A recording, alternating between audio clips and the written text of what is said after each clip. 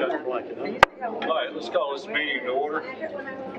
I'd like to start out with Ms. Benson. Would you be kind enough, please, stand again? Yes, sir. Dearest, most graciously, Heavenly Father, we come to you right now thanking you for all your many blessings. God, we ask you to just keep us in your loving hand. We thank you for healing, just life, strength. God, I ask you to guide us as we make decisions and to help us make in your name. We amen. Amen. Amen. Joel, you can count them. Time to get up. I would. I pledge allegiance to the flag of the United States of America and to the republic for which it stands, one nation, under God, indivisible, with liberty and justice for all.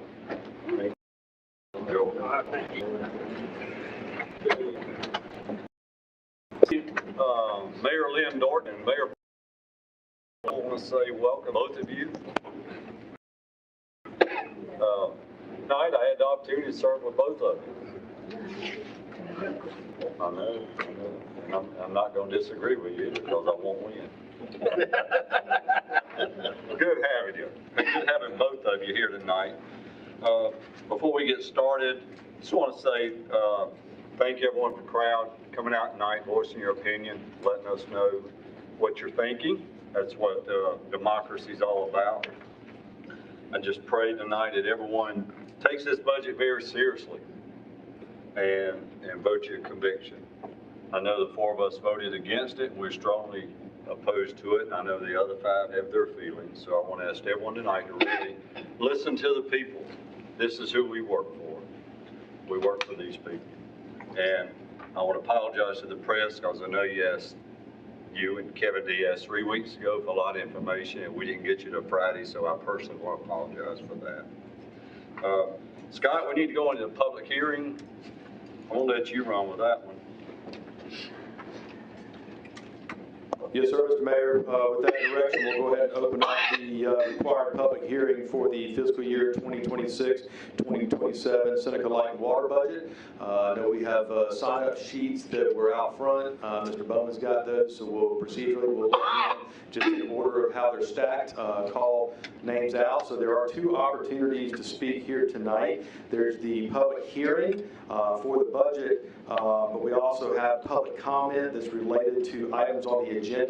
Not sure how clearly that was identified on the table out front, but if you want to speak on something that's related to an agenda item that's not the budget, we will ask that you wait until that public comment session, which immediately follows this. But as of right now, we want to make sure we hear from those in attendance on just the budget item.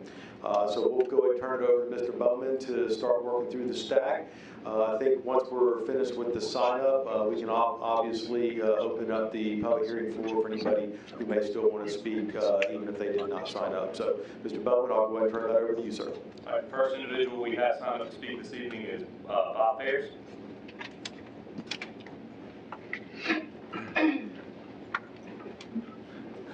How are y'all doing? How are my friends doing? Bob Ferris, 138 Durham Point Circle here in Seneca. So, anyway, y'all doing good? Smile. Yes, sir. I'm Bob, I'm your friend. I know I spoke last time, and to tell you the truth, a little perplexed is why this is really, an issue, because it really shouldn't be. Mr. Mayor, I appreciate your comments right there, because I do want you to listen. I'm not up here just to kill time. Just to give you a little bit of background. The city is part of the American Public Power Association, large organization, has over 2,000 members, large and small. Large members, Seattle, Los Angeles, Long Island, Jacksonville, Orlando, Nashville, pretty large, but there's also other towns like Due West, right?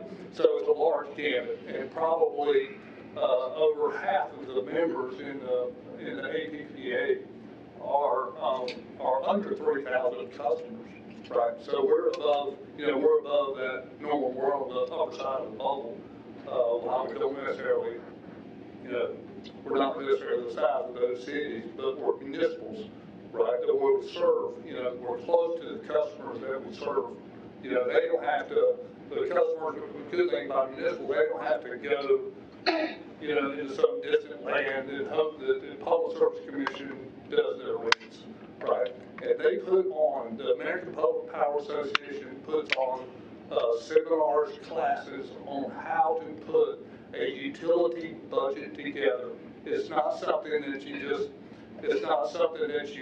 go through and you say like, okay, well, I think this is the way it should be. It is not subjective, it is very objective. It is just a number crunching. Here's the expenses, here's how many customers you have, and then there's a lot of, I'm gonna say grinding to make that sausage, right? It's not something just as simple as just saying, hey, it should be this, right? It's a very much laborious process. Now, we're also part of the American Water Works Association, right?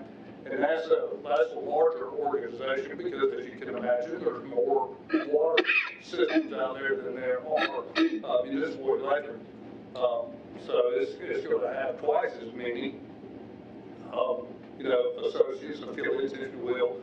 But they do the same thing, right? They put on classes of how to do a cost of service studies for utilities. And I've been to both.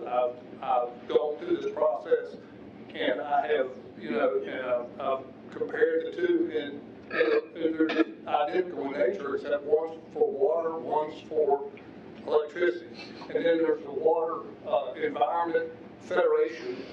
If you've heard of, there's a large conference they put together called WEFTAC. But they do the same thing, except it's a little bit more geared towards, sewer, wastewater management. But the same thing goes there. It's a very involved process, but it's very logical in nature, and it is not subjective. This is the way you operate the utility. So I want to impress upon you, because we've done this for years. When I first got here in 2001, right, we did not have a cost of service. There was not one, so don't think it's been going on forever. You would think, as we had, what's the gentleman's name, was here, was here, was a finance officer. Walter Smith. Yeah, Walter Smith. Good guy, bless his heart, rest his soul, right. But Walter was a finance guy, but he didn't do the cost of service, right? It had never been done until 2004, when we had to go out for revenue bonds, when we signed our contract with Progress Energy. Y'all remember that? And they were giving us 9 megs worth of load management if we could do that. And so we went out and said, like, well, okay, this should pay for itself, and it did. It has. When we bought the generators, we did that project. We had to go out to borrow that money to do that project, as well as other things that were in there. But the loan, the people that were doing the revenue bond, they did not allow just a single vote without a cost of service. So that was the first time the city had ever done a utility cost of service.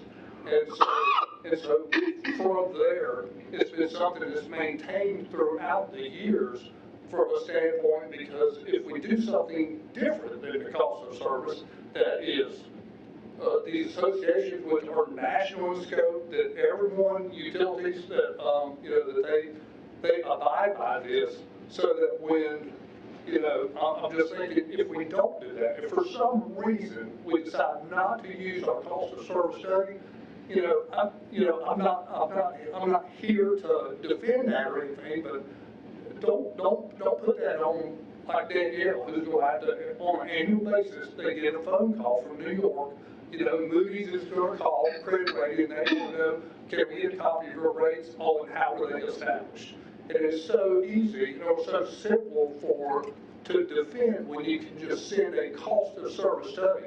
Now, I'm giving you this for free, right? I could charge you, millions of dollars. I could charge you $50,000, $150,000, so that way you would listen to me, right? I would be a consultant, and I would say, here's what you need to do. But because I'm not, just because I'm not, don't treat what I'm saying with just some kind of regularity, oh, that's just Bob. I graduated from NC State, y'all know that, with a mechanical engineering, Bachelor of Science mechanical engineering. Go back. Go back, right? That's what my wife says when we go out, she's going to talk to him.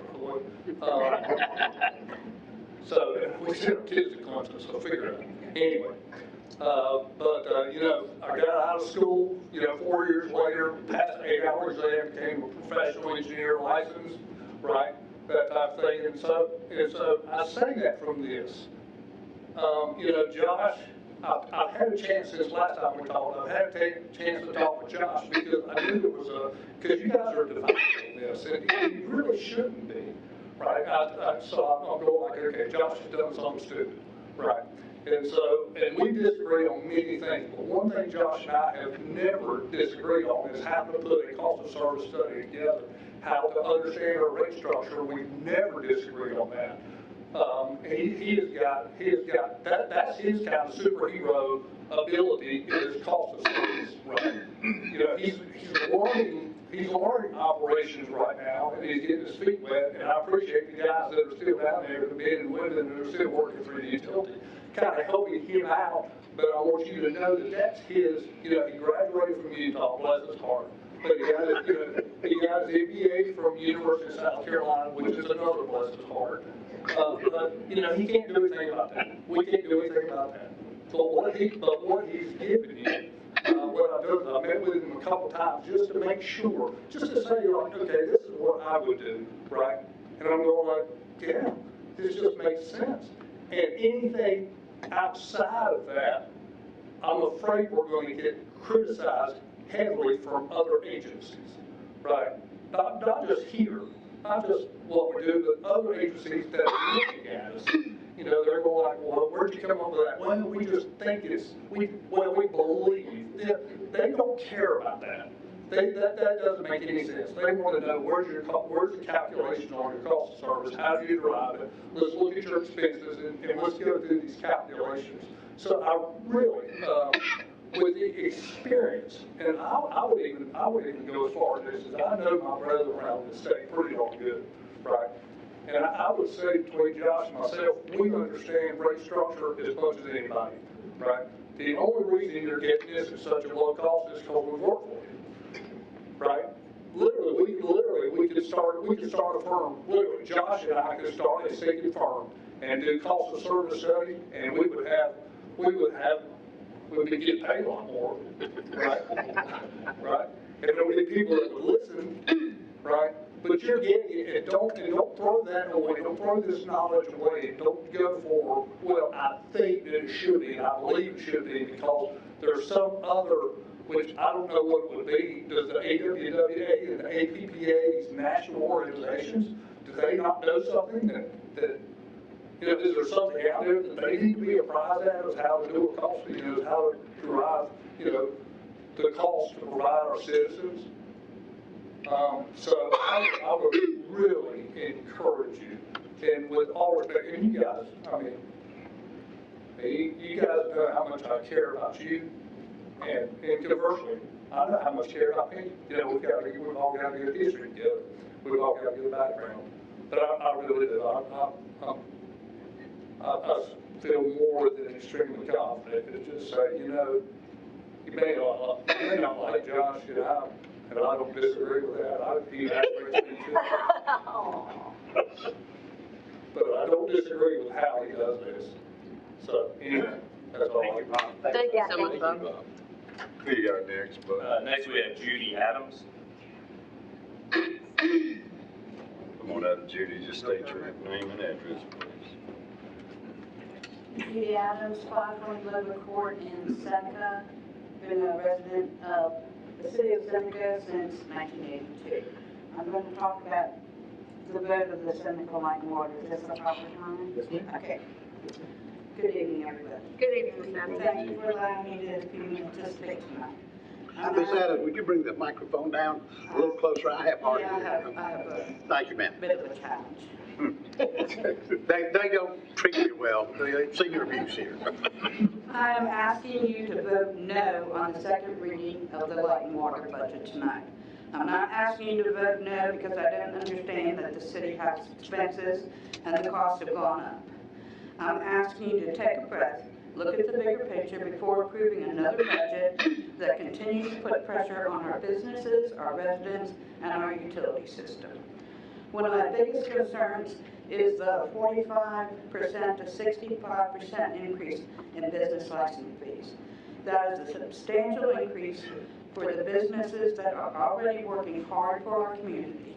And before placing that additional burden on them, I believe that we should make every effort to find reductions within the city's own spending. We also need to address the practice of transferring money from the light and water budget to support the city's general budget. Our utility system should be financially healthy and properly maintained and not continually relied upon to fill gaps within that city budget. And most importantly, I believe we need to get our spending under control. So I'm asking you tonight to take a step back, vote no on the reading, be able to go back to the general budget, look at it line item, like many families have to do, and see what we can cost, what we can cut, excuse me. Reduce your spending, prioritize your spending, and taxpayers and businesses can get some relief. Again, please vote no tonight. It's not to stop progress, but it's to demand that we do the hard work of finding our savings first. And I appreciate your time. Thank you. Thank you, Ms. Evans. Thank you. Bo, who you have next? Next we have Jeff Wright.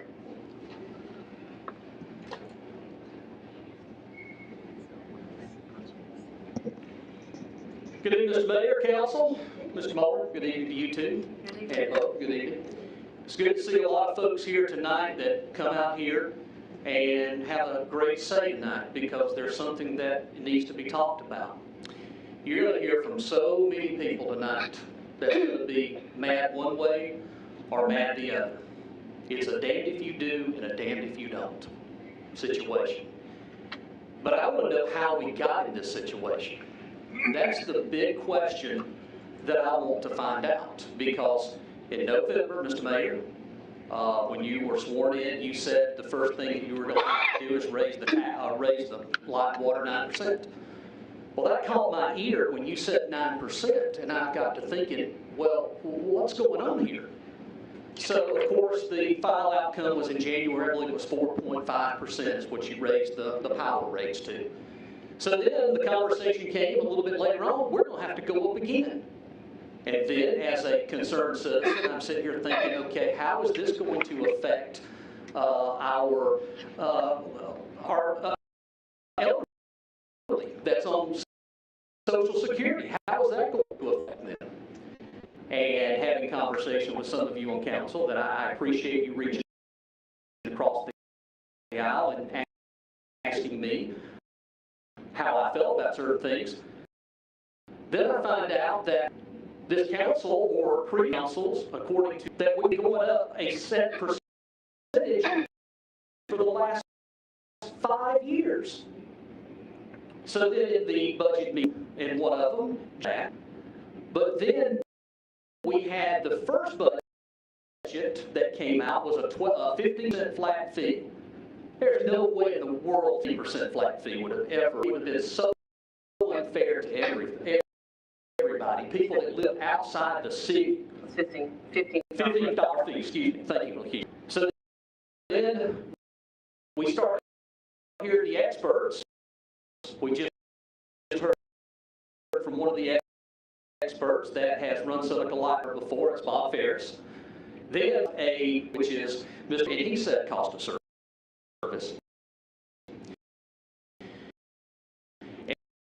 And then we have a vote, of course, the 15 passed on the first reading. The second reading, of course, Mr. No, you voted to go. Now we're discussing this cost of service.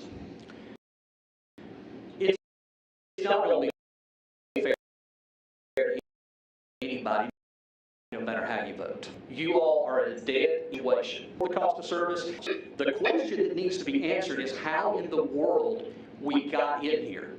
And today, I opened up the Seneca Journal, the journal, and I read the editorial, and I am absolutely blown completely away that we had some reporting for the first time.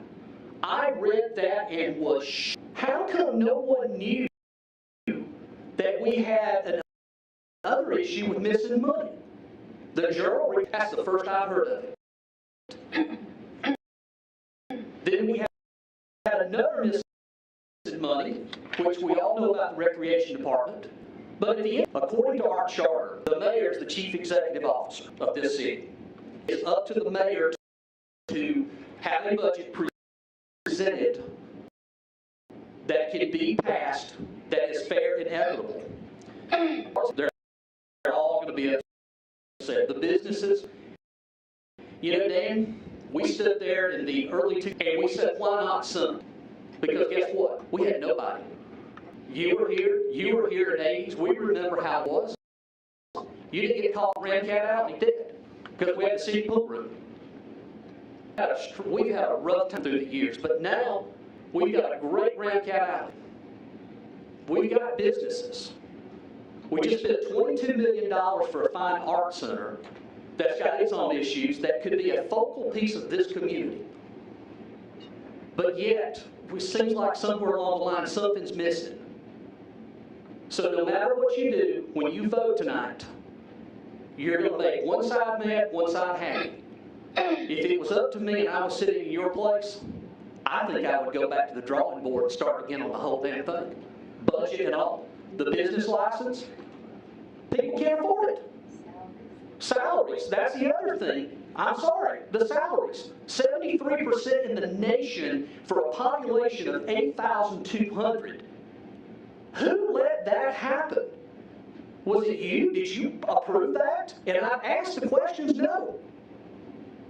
So again, you got to do the right thing no matter what you do tonight. It's going to be damned if you do and damned if you don't. At the end of the day, I'm going to be here. I was born and raised here. My grandparents worked in that cotton mill for 50 years. And when half of you leave that are just come here, I'm still going to be here. I'm going to die here. This is my hometown. And I hate to see my hometown hurt. I take no pleasure in having to stir the pot to get people to understand what's going on. That's all I'm trying to do is get the citizens, I want the businesses. We at one time had a great cohesive relationship. And we can have that again. Do the right thing, what needs to be done. That's it. And life will be great. I appreciate your time, and go Bobcats. What do you, Bo, who you have next? Next we have Janie Davis-Turner. Miss Janie, you know, come on up and state your name and address, please.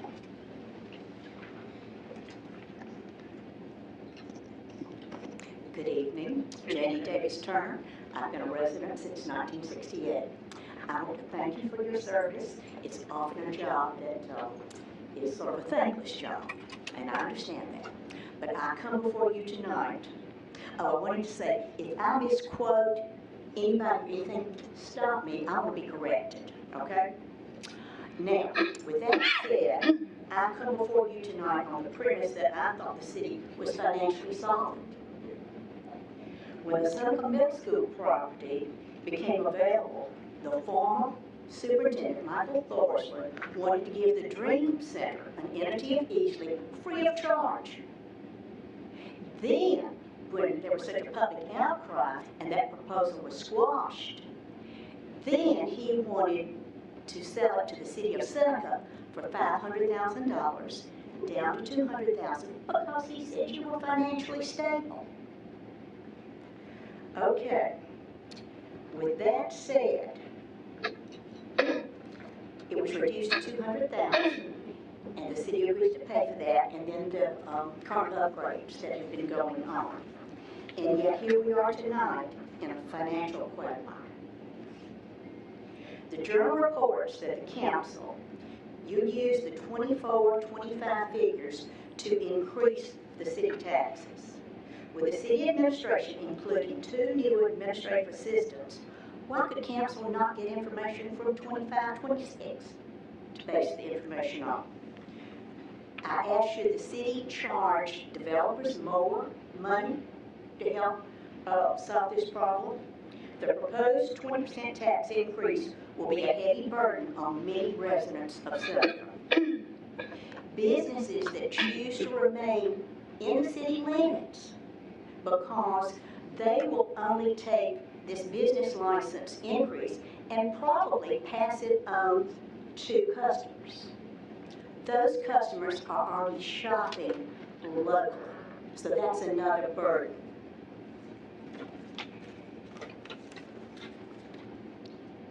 Regarding the 1-cent sales tax proposal, many residents would be hesitant to believe that they will really receive a 55% return on their property taxes. I propose a 3-year, if not a 5-year moratorium on spending no new projects, even including Christmas decorations. And I understand that brings in more people for businesses, but it's time for us to stop spending, just like with your own budget, and get a handle on things. I first of all want to thank Ronnie Mayor, who's now the mayor, and those of you on the council who voted to defeat this proposed budget. 20% at one time is absolutely too much. I ask you to at least put it into 2 smaller bites over the next 2 fiscal years. I want to thank you for your service again and for your consideration. Thank you. Thank you. Who do you have next? Next we have Alex Butterball. Alex? State your name and address, please. Good evening, my name is Alex Butterball. I own Kiwi Brewing Company. We're located at 401 East Main Street. I gotta be perfectly honest with you, I had notes on what I was going to say, and didn't ever, so I threw those away. And so I'm going to just kind of open some mind. So first, with the 45 to 65% for businesses, is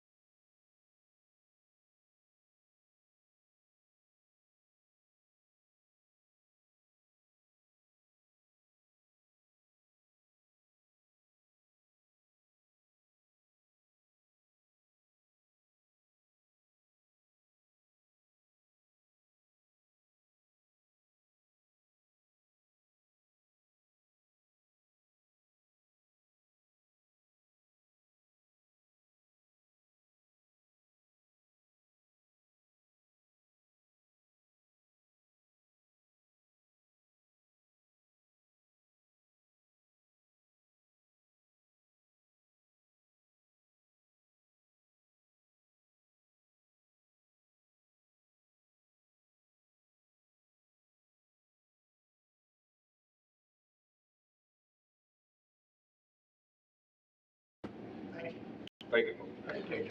Brother, who you have? Anybody else? Next we have waiver.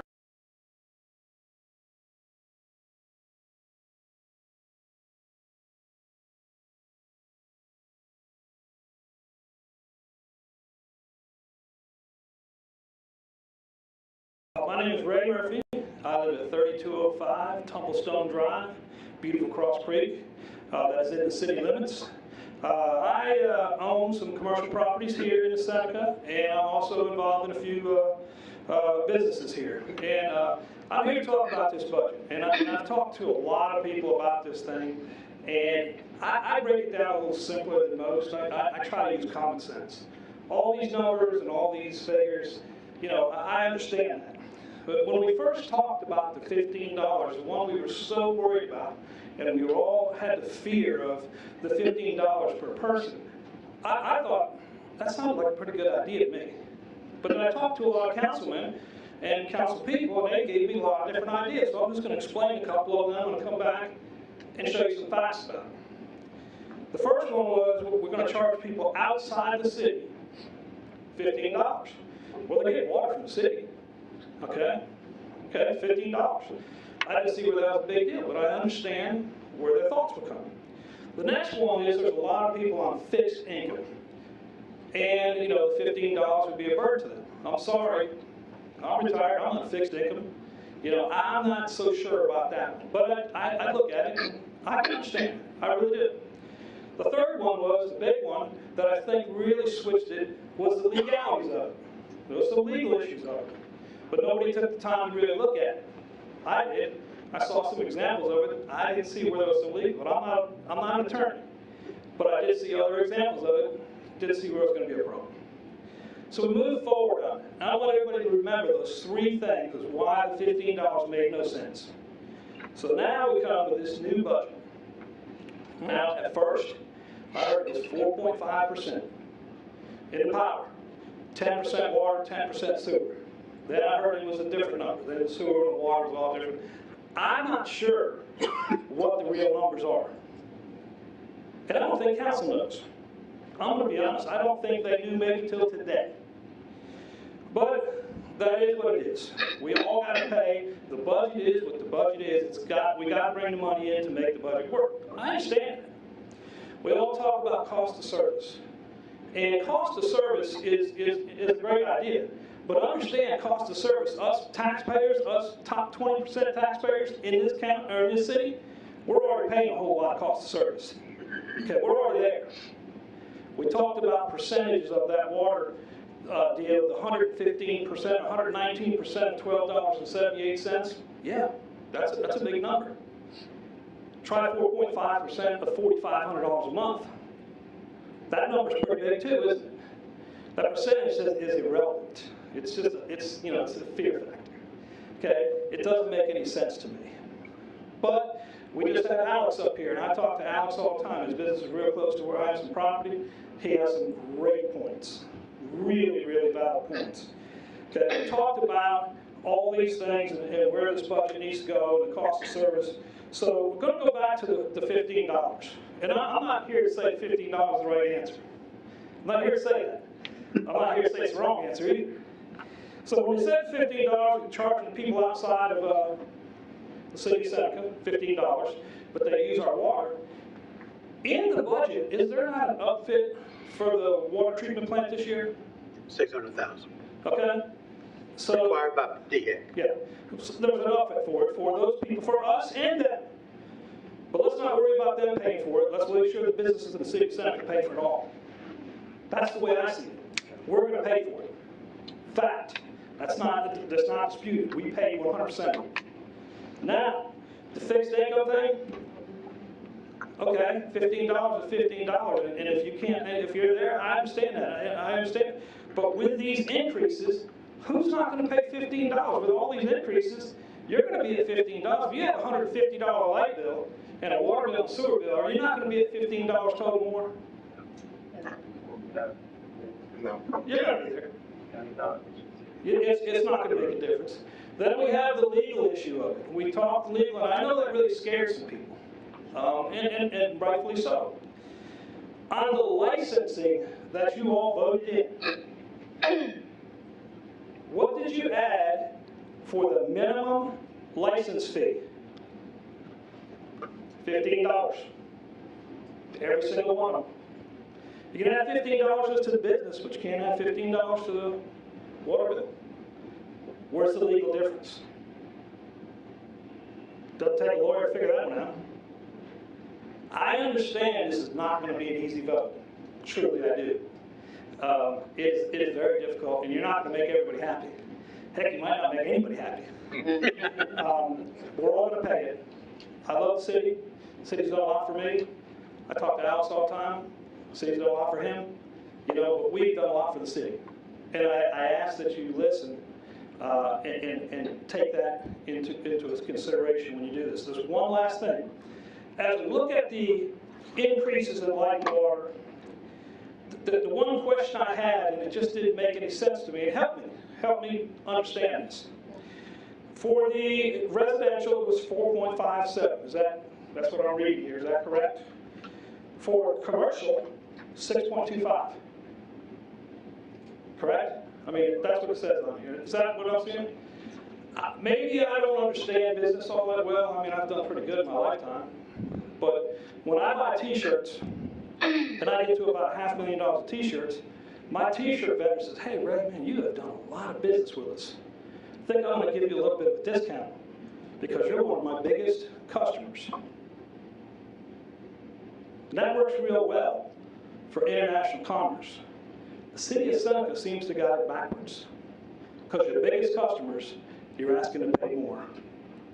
I ask that you please sit down and redo this thing and think about doing the right thing for the businesses and the people. And it's not going to be an easy decision, and you have to do it quick.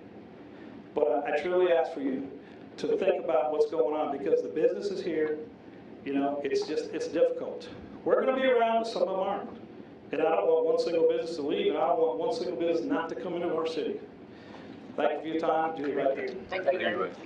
Vote, yeah, anyone else vote? Jenny Ramirez.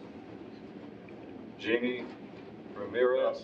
Did I misread that name? Henry. Henry Ramirez. Wow. My name is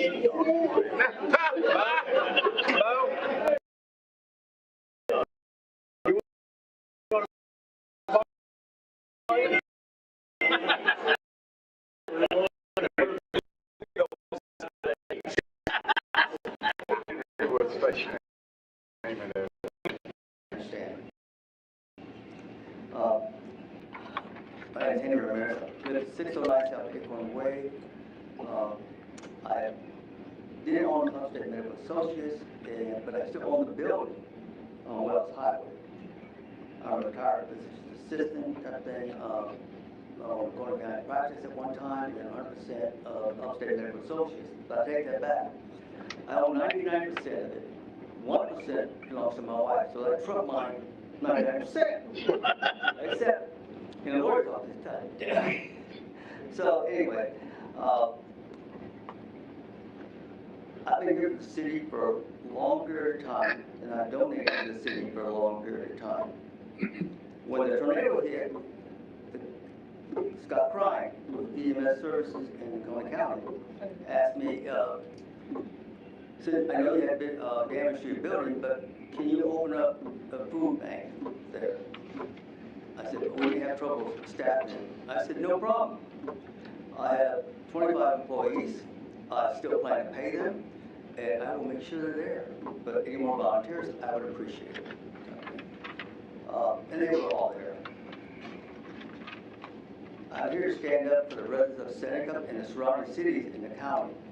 A lot of the city and county employees were patients of mine, and I appreciate them very much. In the last 3 weeks, I reached out to some of you sitting in front of me and voiced my opinion. And as I told some of you before face to face, why are you a punk? And why are you in this? I don't know. And I want to apologize to all of you because I'm not a lawyer and I'm not a politician. If I walk like one, I apologize to all of you, okay? Now,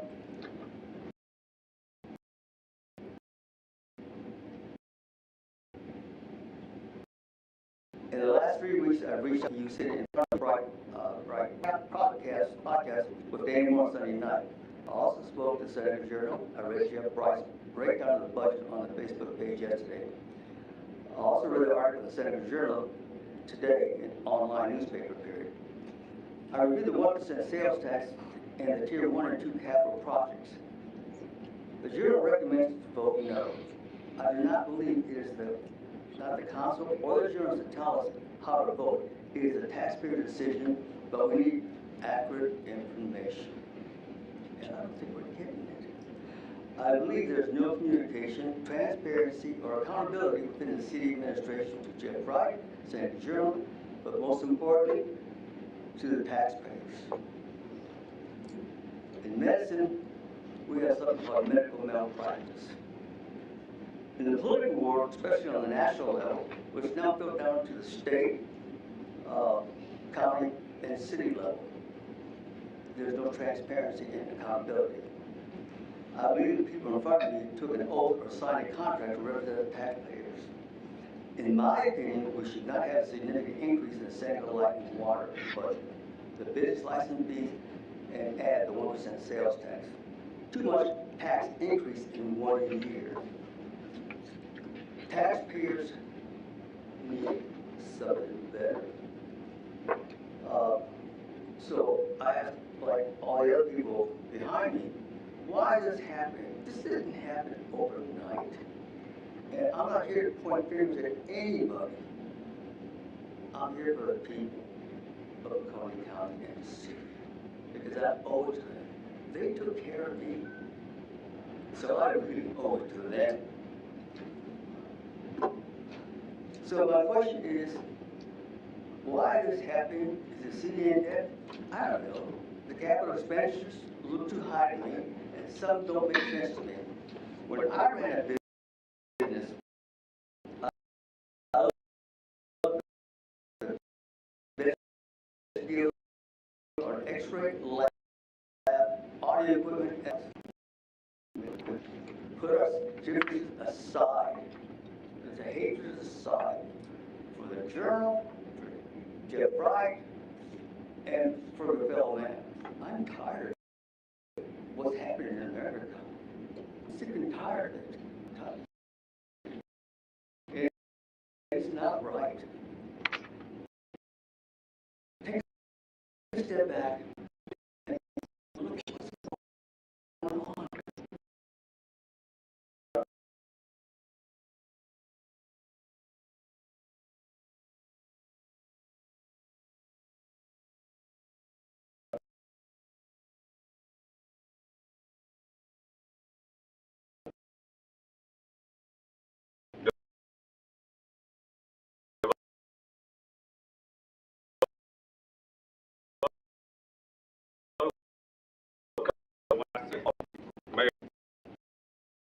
Fee increases, tax increases, and families are having to cut back, and I hadn't heard a word about cutting back in city expenditures.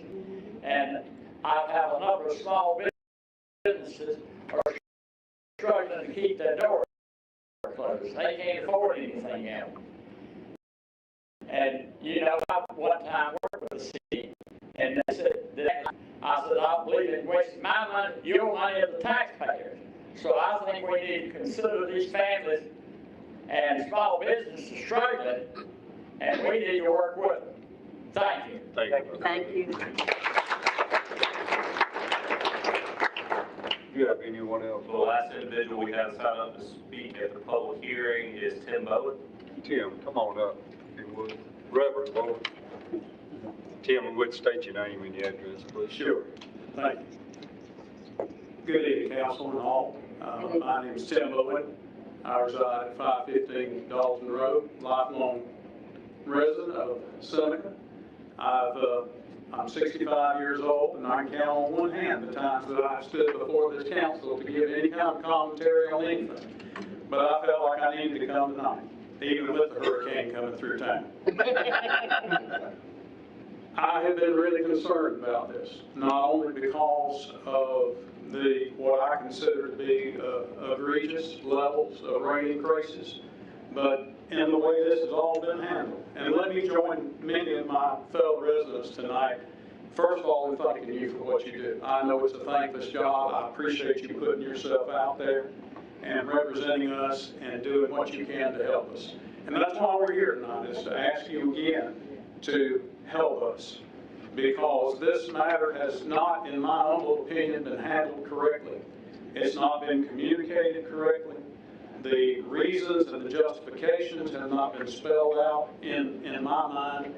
We've tried to find out through various social media, and I commend the paper for doing their work to try to dig down and investigate and find out. And I was appreciative of some of the numbers that we got today, to see some actual numbers in black and white.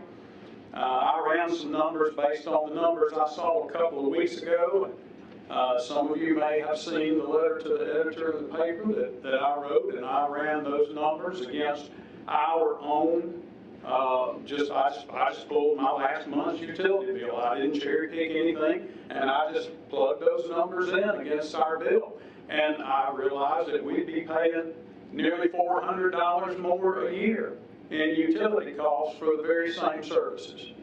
And when I looked at that, and then I had talked with Ronnie earlier, excuse me, Mayor, and I had heard about the proposed $15 flat fee across the board as an alternative. Well, if I pay $15, I don't want to pay $15 more, but if I had to pay $15, that would be less than half of what you are proposing or what has been read through thus far. And I don't have a pool, I don't have an irrigation system, I don't have any of those energy or water intensive amenities that many of our residents do. So their bills would be far higher than my bill. And I think that what you're hearing tonight is evidence of that, not to even mention what we're talking about for our businesses and our industries. I don't know how we got here either. I will say, as a proud Senconian, lifelong member, I am proud that we have the amenities that we have, that we've done what we've done with downtown and revitalization. I'm proud that we have excellent recreational facilities and parks. I'm proud that we have an amphitheater. I'm proud that we're getting a performing arts center. I am proud of all of those things. But guys, if we can do that, how can we do that and not provide basic utility services at fair, reasonable prices in a way that people understand and in a way that is communicated so that we can all understand it, and we may agree or disagree, right? But it's communicated in a way that is clear and cohesive. But these rate increases coming on top of the 4.5% that we're already paying, is, as many of my neighbors have already said tonight, it's just a lot at one time. And I am here tonight to ask you humbly to vote no on this budget proposal, to take it back to the table, get around the table if you necessary with the budgeting folks at the Seneca Light and Water and figure this out. And if money needs to be shuffled around or whatever needs to happen, figure this out so that we can come up with a budget proposal that is fair, it's reasonable, it can be communicated to a 7-year-old in 2 minutes or less, right? We ought to be able to defend it and explain it, and then communicate it clearly, and let us have something that we as residents can be proud of and feel like is fair and reasonable. As I said in my letter 2 weeks ago, my wife and I have never gotten up in arms about utility costs or any other fees from the city, right? Because I've always counted on my council to do what is fair, what is reasonable, to look out for me as a citizen of this area, and do what is in our best interest and to keep costs reasonable. And I believe for the most part you've done that.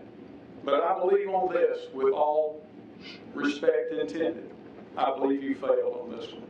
And I'm asking you, I'm pleading with you to vote no on this budget proposal, go back to the drawing board, and let's get something that is better and is clearly communicated. Thank you.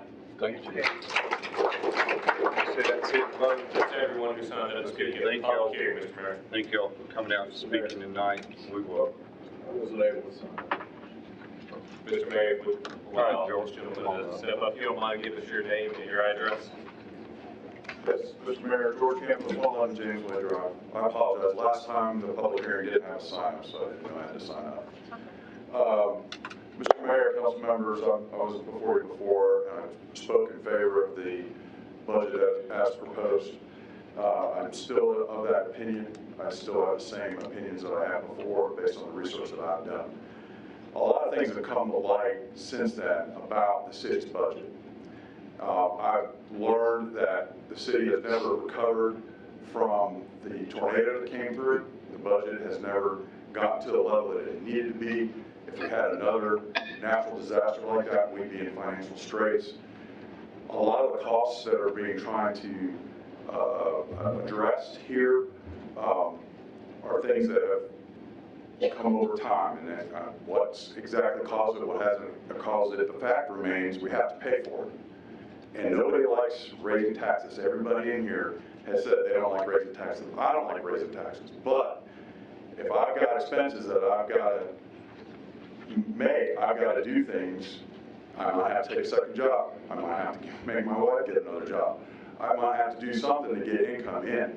Okay, and the city is faced with that. It reminds me of a computer game in the 2000s called Sim City. You put money in your electric system, your water system breaks down. And you got to put money in your water system, and this other part of town breaks down. And you're constantly shuffling money around. I don't envy this for anybody in the municipal government, how you do it today. Okay, but what I ask for is we get our fund balance back to where it needs to be. We get our utility back to where it needs to be.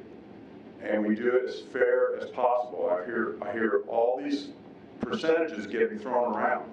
Some of the people in the room may not like this, but all around our country, our businesses, our commercial users, our high-end users pay higher rates. That's a fact. That's everywhere. That's not just here in Seneca. And that's why the rates are what they are. And when we have to increase rates, those folks bear the higher burden. Now, they account for those expenses in different ways. Some businesses pass it on to their customers, but residential users, they just have to increase their budgets, okay? I've heard all the different numbers. I run the numbers on my house. You know, the $15 fee, I've questioned, and I've never heard, I've never seen, not even in the journal, the pros and cons between the budgets as proposed today and then the $15 budget. No one's ever spelled that out. It's only one side or the other. It appears the journal is for the original budget that was passed. Why, I don't know. I can assume a lot of things. I hear rumors about a lot of things, but I don't know what the facts are. And then I hear from the professionals that say this is the way we need to go for this budget. I tend to go with the professionals that do the job and listen to the industry and are giving the advice based on their education and their experience versus people who are not. And I haven't heard who is on the other side and why they are on the other side. And all of these percentages that are thrown out in the paper just seem to be misinformation. Okay, my neighbor said his bill would go up. I did my research. My bill's going to go. It's not going to go. It's going to go up. It's not going to go as high as it would under the $15 fee. So there's a lot of misinformation out there about how these expenses are being accounted for.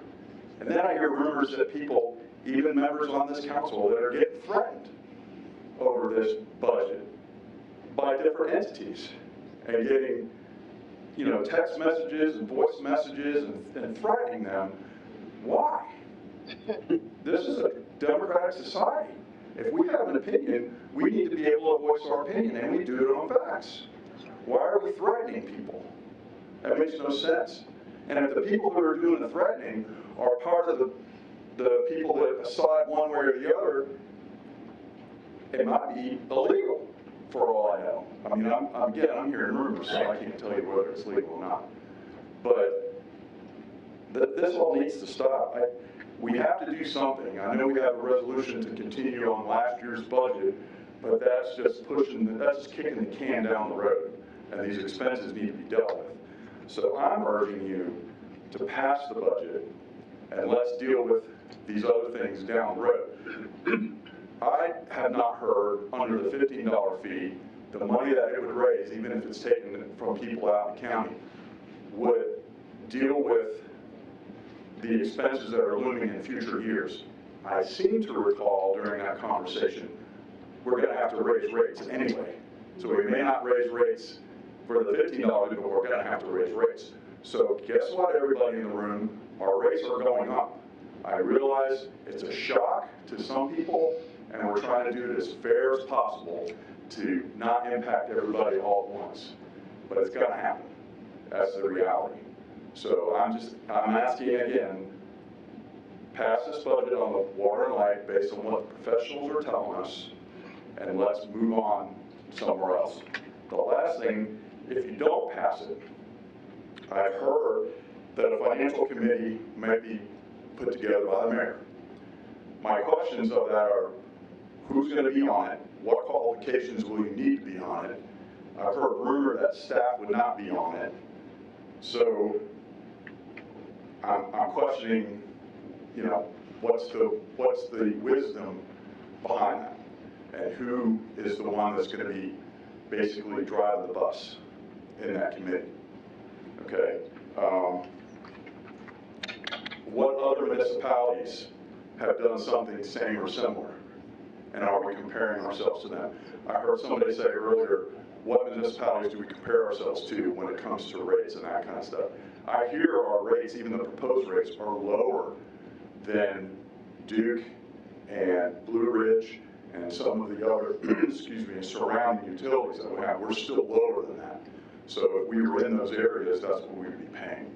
So where's the comparison? I'd like to see in the paper the comparison of all those other municipalities and what they do and how they do it. Okay. So anyway, again, I'm in support of the budget that is being proposed. Thank you, sir. Thank you. That's it. Vote. Is everyone who signed up to speak? We'll move right along with our minutes. And now we go into the public comment. Right. Anyone? We do have one individual that signed up to speak in the public comment section of our our call meeting agenda, and that's Monica Alice White. If you would, Monica, state your name and address. Sure. And there's a 5-minute time limit. Right, that's fine. My name is Monica Alice White. I live at 242 Point Road in Seneca. Tonight I'm here to speak on both the Seneca Light and water increases and the 1 cent sales tax referendum. First, the utility rate increases. I agree with the cost of service rate increase plan. While I appreciate how it might appear to the businesses and any high-end users, cost of service is the only fair and just way to pay for these services. It's just that simple. What was unfortunate, though, is twofold. One is we didn't have an online calculator readily available for our customers to plug in the usage and get what the real cost would be for each user. Without this objective tool, residents and some media outlets created their own math and came up with some outlandish figures to scare the public. As you can see, it worked.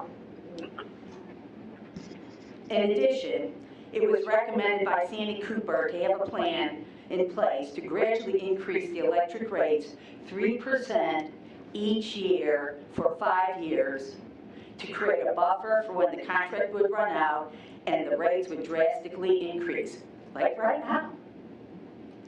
You have to ask yourself why. Why did council only implement that increase 2 of the 5 years? And the community deserves the right to know why too. On the 1 cent sales tax referendum, I support this going forward to the Seneca residents to vote on this issue. Which brings me to my concern. There was a council committee formed to come up with a listing of possible capital projects to spend these dollars on if the sales tax increases pass. Well, that's good, no complaints there, right? But the council committee was created with so few members so as not to meet the definition of a quorum of council. That way, the meeting didn't need to be publicly posted. But wait, in the name of transparency, the media was invited. But without all of the council in attendance at this brainstorming sessions, we all missed out on the group think process.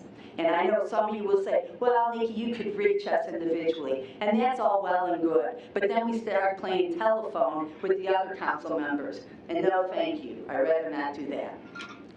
As a reminder, you are elected to serve us, the public.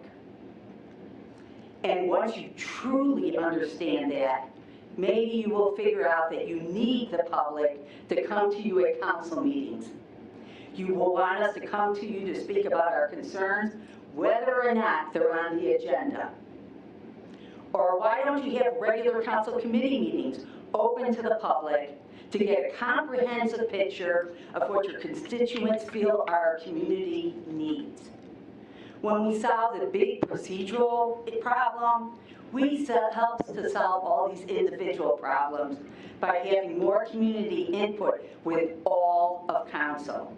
So please, you need to give us an avenue to share our thoughts, ideas, and concerns about council with you as a whole council. Thank you. Thank you. That's everyone who's signed up to speak, Mr. Mayor. Thank you. All right, we're going to go into the meeting now. Motion to approve the City of Seneca Council meeting minutes. You want to say something? Yeah, I'd like- Scott wants to say something before we get in. Before we get in the meeting. First off, thank you, Mayor and Council. Thank you very much for allowing me to speak. Okay. And secondly, let me reassure you, Seneca's not broke. Okay. Seneca is not broke. I want to reassure you of that. And I look over the people who've talked to you, and I know most of you know me. We've even broke bread together. We've met at the grocery store. So thank you for coming. Thank you for sharing. We do appreciate it, all of us. Yeah, we certainly do. And I want to address some of these things in this if I can. I may not address all of them, but this is coming from my heart. This is coming from me as a person, and those of you that have known me all my life. I've lived in the community, as most of you have, all my life. I love this area, as most of you do. And I have said, if I've ever said anything to make my, and I'm going to do, try my darndest to keep that promise. I try. Tonight, I'm going to ask each council member to vote with me in voting no to this budget. I'm not voting this way because of any person. I'm not voting this way because of anything. I'm not voting this way because of incompetence on anyone's part. Please hear me. I'm simply asking that we can go back through this budget, line by line, as a group, and cut as much as we possibly can so that you, as constituents, can see that we got skin in the game, we mean what we say, and do it in good faith. I have already given Danielle and Josh a few of my ideas as ways we can cut, and I do believe some of those ways will work, and I believe with all of our minds together, we can find ways to cut. These people in this audience are here for one reason, and that's either to tell us how they like what we're doing or dislike what we're doing. Okay? And this has nothing to do with cost of service, doesn't have anything to do with a flat water fee. It has to do with here, moving forward, cutting, showing you that we're willing to do that, going to do that. That's what you've come up here and asked. I think most of the people here understand things have cost has risen. And I think everybody here is willing to pay their share. But I do think there are too many things that are going up at one time. And we as a council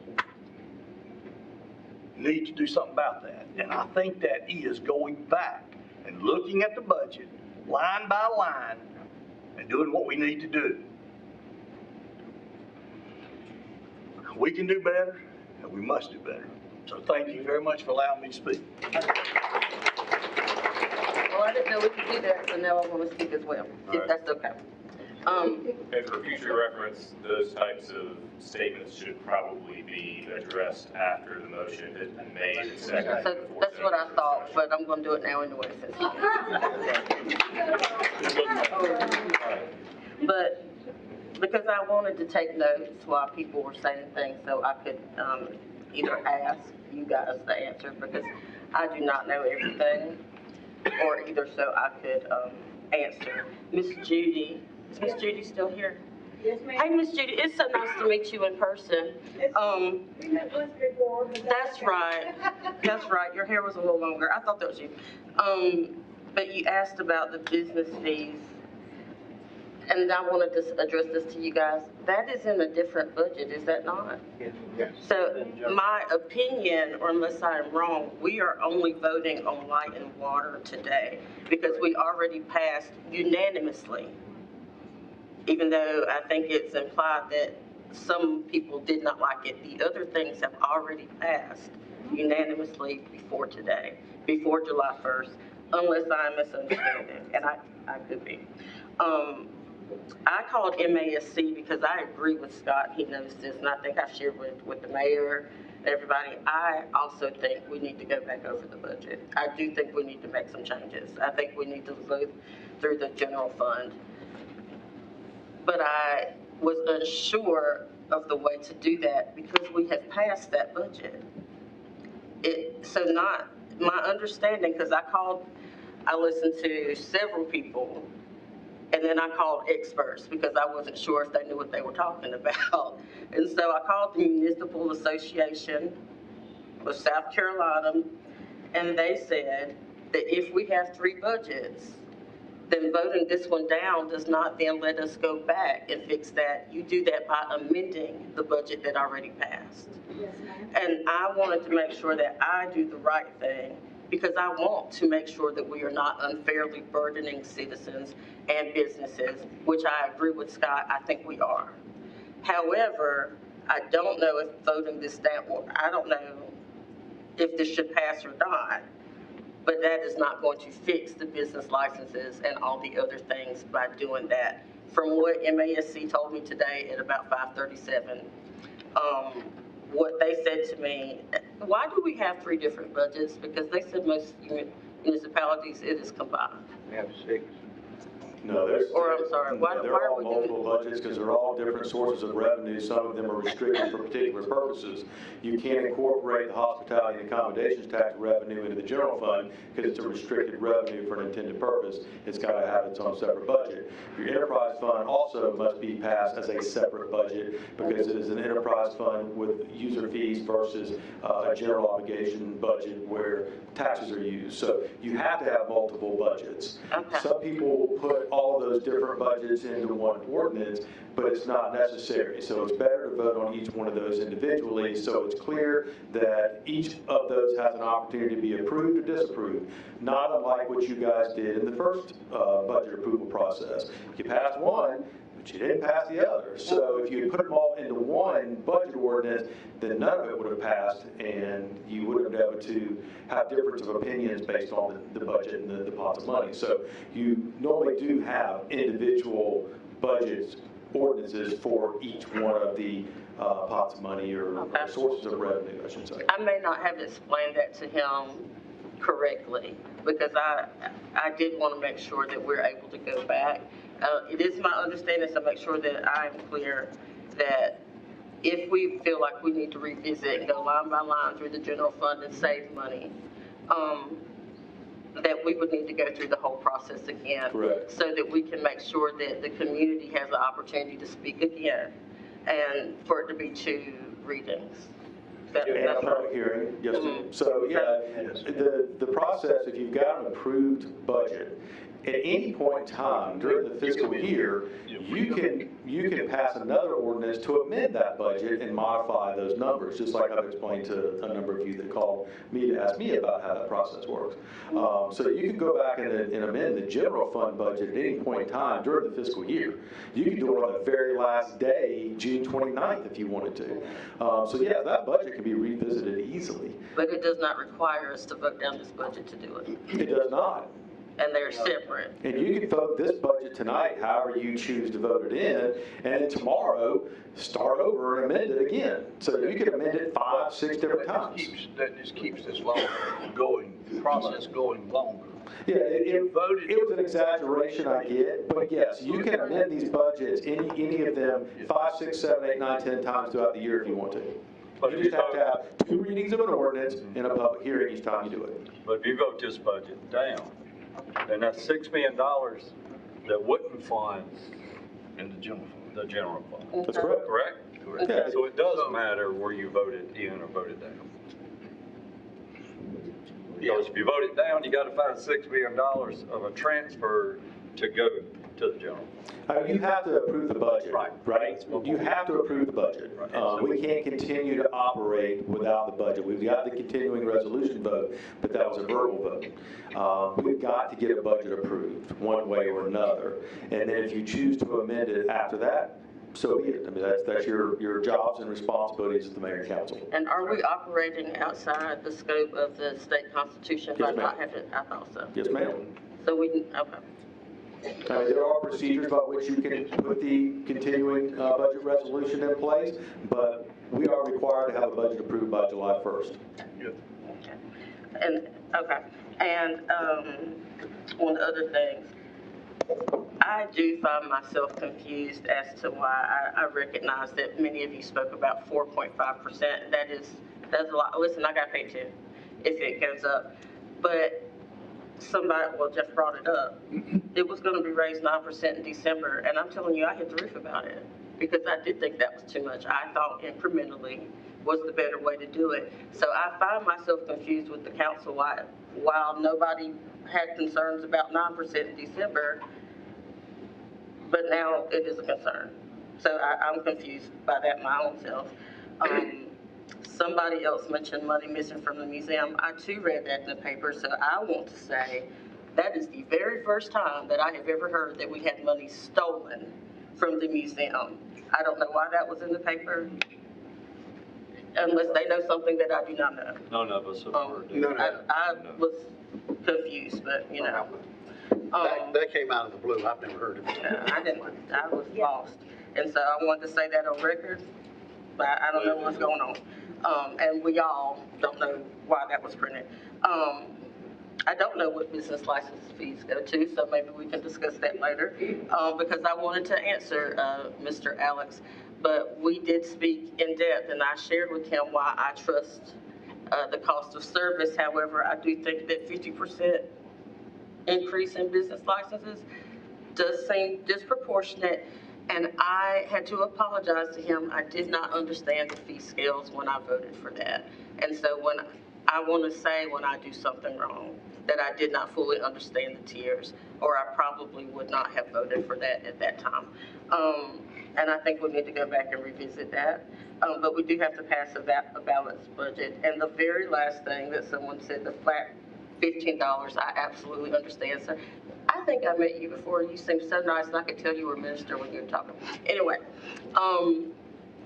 that does seem fair. It doesn't seem like a lot.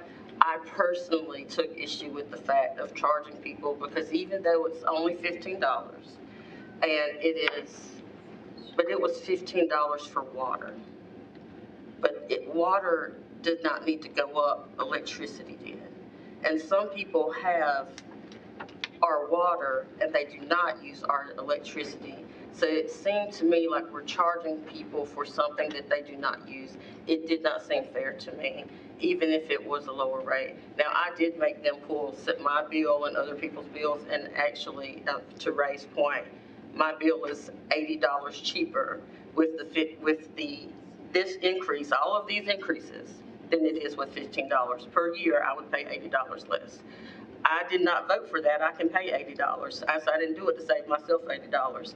I did it because, from my understanding from the staff here, I believe that it saves 80% of our residents money by doing it that way. And I did vote in good conscience to save the most people money that I could.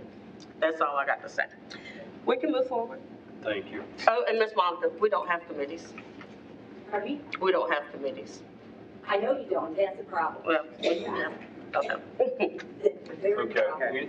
Anybody else have anything else to say before we move along? Is that it? Okay, thank y'all. Motion to approve the City of Seneca Council minute meetings dated July 14th, 2026 Exhibit Day. Do I have a motion? So moved. Second. Motion second. Any discussion? Being none, signify by raising your right hand. That is unanimous, Kathy. Motion to approve the City of Seneca work session and special call meeting minutes dated July 28th, 2026, Exhibit B. Do I have a motion? So moved. Second. Have a motion and a second. Do I have any discussion? Being none, all those signify by raising your right hand, and that is unanimous, Kathy.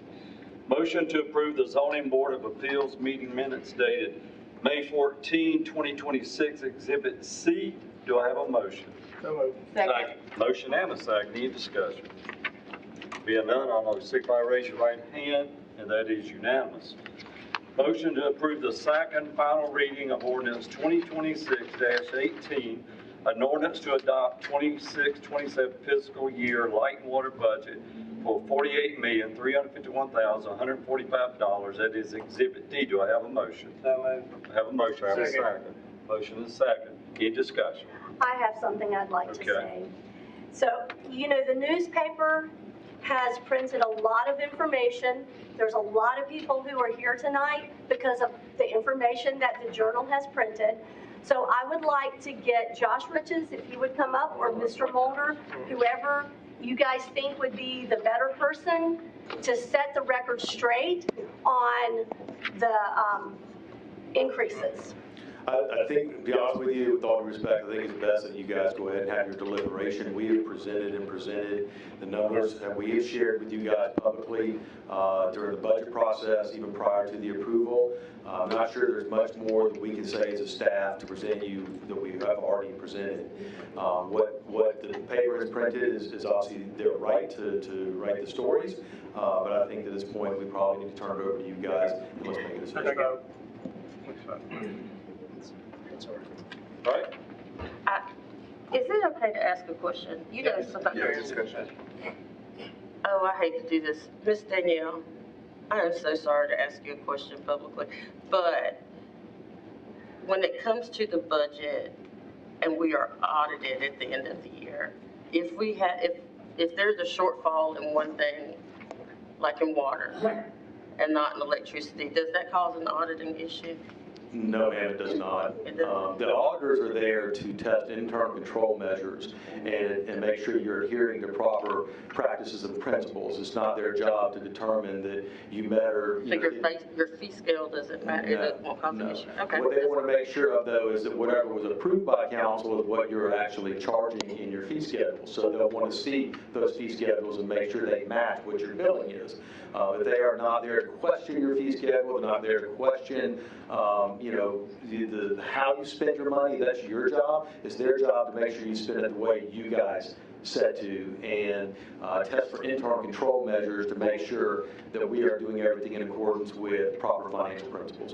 Thank you. I should have asked you. Sorry, Danielle. Why we actually, we won audit awards because of those very principles that we've administered, as well as budget awards. So. Okay. Thank you. All right. Any other discussion? Mayor, if you don't mind, I'd just like to say something. Yep. Going back, and I was sitting here thinking about some of the meetings that we've had in the past. First, I want to thank everybody for being here and voicing your concern, because I think it's very important for each and every one of us to listen to our constituents and try to make the best decision that we can. I was actually sitting here thinking about some of the projects over the years that we've done where we've actually backed up and just sort of redirected. First with the East part. At one time, you know, there was an old school there, and Light and Water was talking about converting it to an administration office. That didn't go over well in the community. So we did the right thing. We backed up, and we didn't go that way, and then we ended up putting Beanie Cunningham Junior Park. And then I think about the middle school. There was a lot of concerns there. We did listen, and we did what we thought the residents wanted us to try to do. Just right around the corner from there, in another subdivision or area, there was discussion about animal shelter. Lots of opposition. You know, they didn't feel like they knew about it and how we could have done a better job making sure that their voice was being heard. We redirected and did it. We didn't do that there. One other project, I know Bob Ferris is here, and I want to thank him for something he sort of took the handle on, and when we at one time at where the water plant is today, which I'm very proud of, and you know, that one time, that was not very well thought of, but today everybody is. So I think when we're all sitting here and we're voting, you just vote your conscience, you do what you think's right. You know, some of lots of the concerns here tonight, same concerns I had. But I just wanted just to each and every one that's here, just think about everything you heard and make the best decision you can. All right, you finished, Dan? Yeah. Good, thank you. Any other comments from the council? All right, being none, all those in favor signify by raising your right hand. Got it. Okay, and all those opposed? Yes. Okay, moving right along. Motion to approve second and final reading of ordinance 2026-19, an ordinance to amend Chapter 6, Animals and Fowl of the Code of Ordinance of the City of Seneca. That's Exhibit E. Do I have a motion? So moved. Second. Have a second. Motion and a second. Any discussion? Being done, all those signify by raising your right hand. That is unanimous. Motion to approve the second and final reading of ordinance 2026-20, an ordinance to authorize a referendum on November 3rd, 2026, per South Carolina Code of Laws, Section 5-41-110, Municipal Tax Relief Act, Exhibit F. Do I have a motion? So moved. Second. Okay, motion and second. Any discussion? Can I just say something about that? You can.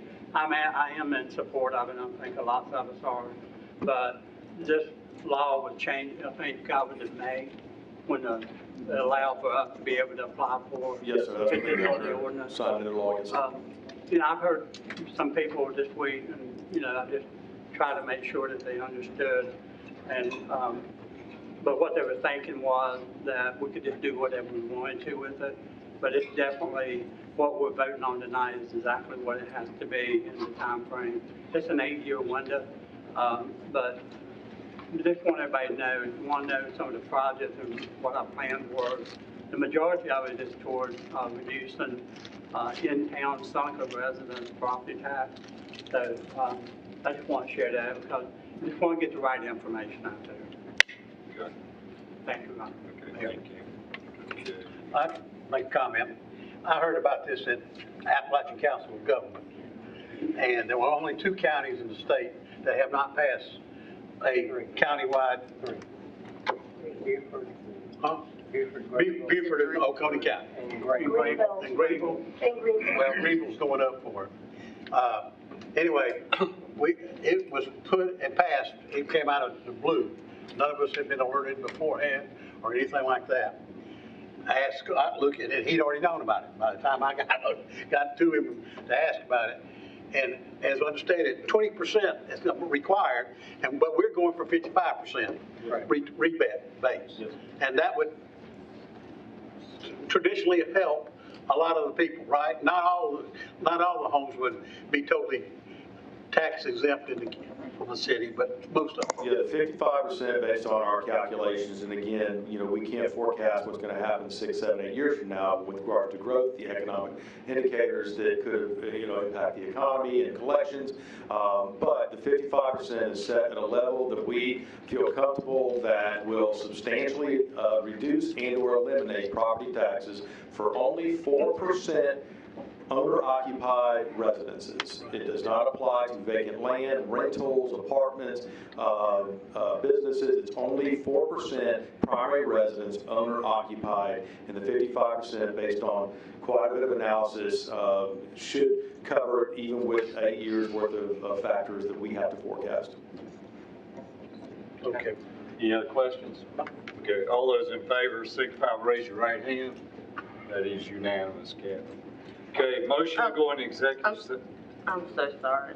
Maybe I should do this after, but, and I don't know, again, procedurally, but can we make a motion to go back and look at, do we need to make a motion to look at the general fund budget? I don't think you need a motion, we just need to do it. I think, and just as far as that discussion goes, we need to, we've listened tonight to these folks and say, yeah, and I'd like to ask, you know, if we get Scott and the team together and see if we can go back and somehow reduce the business license fee portion of it as we move forward, and, you know, come back and tell us what we got to do, how we need to amend the budget to make that happen.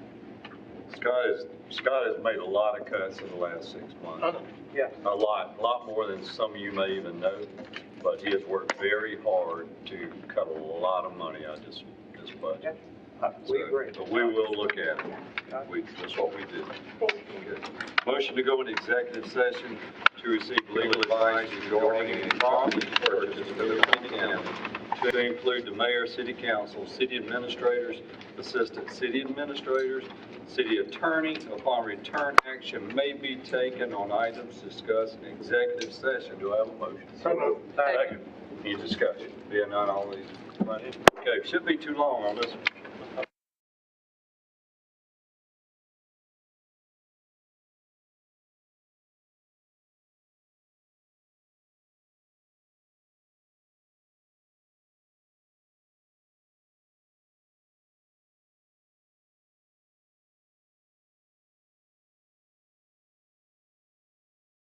Unmute.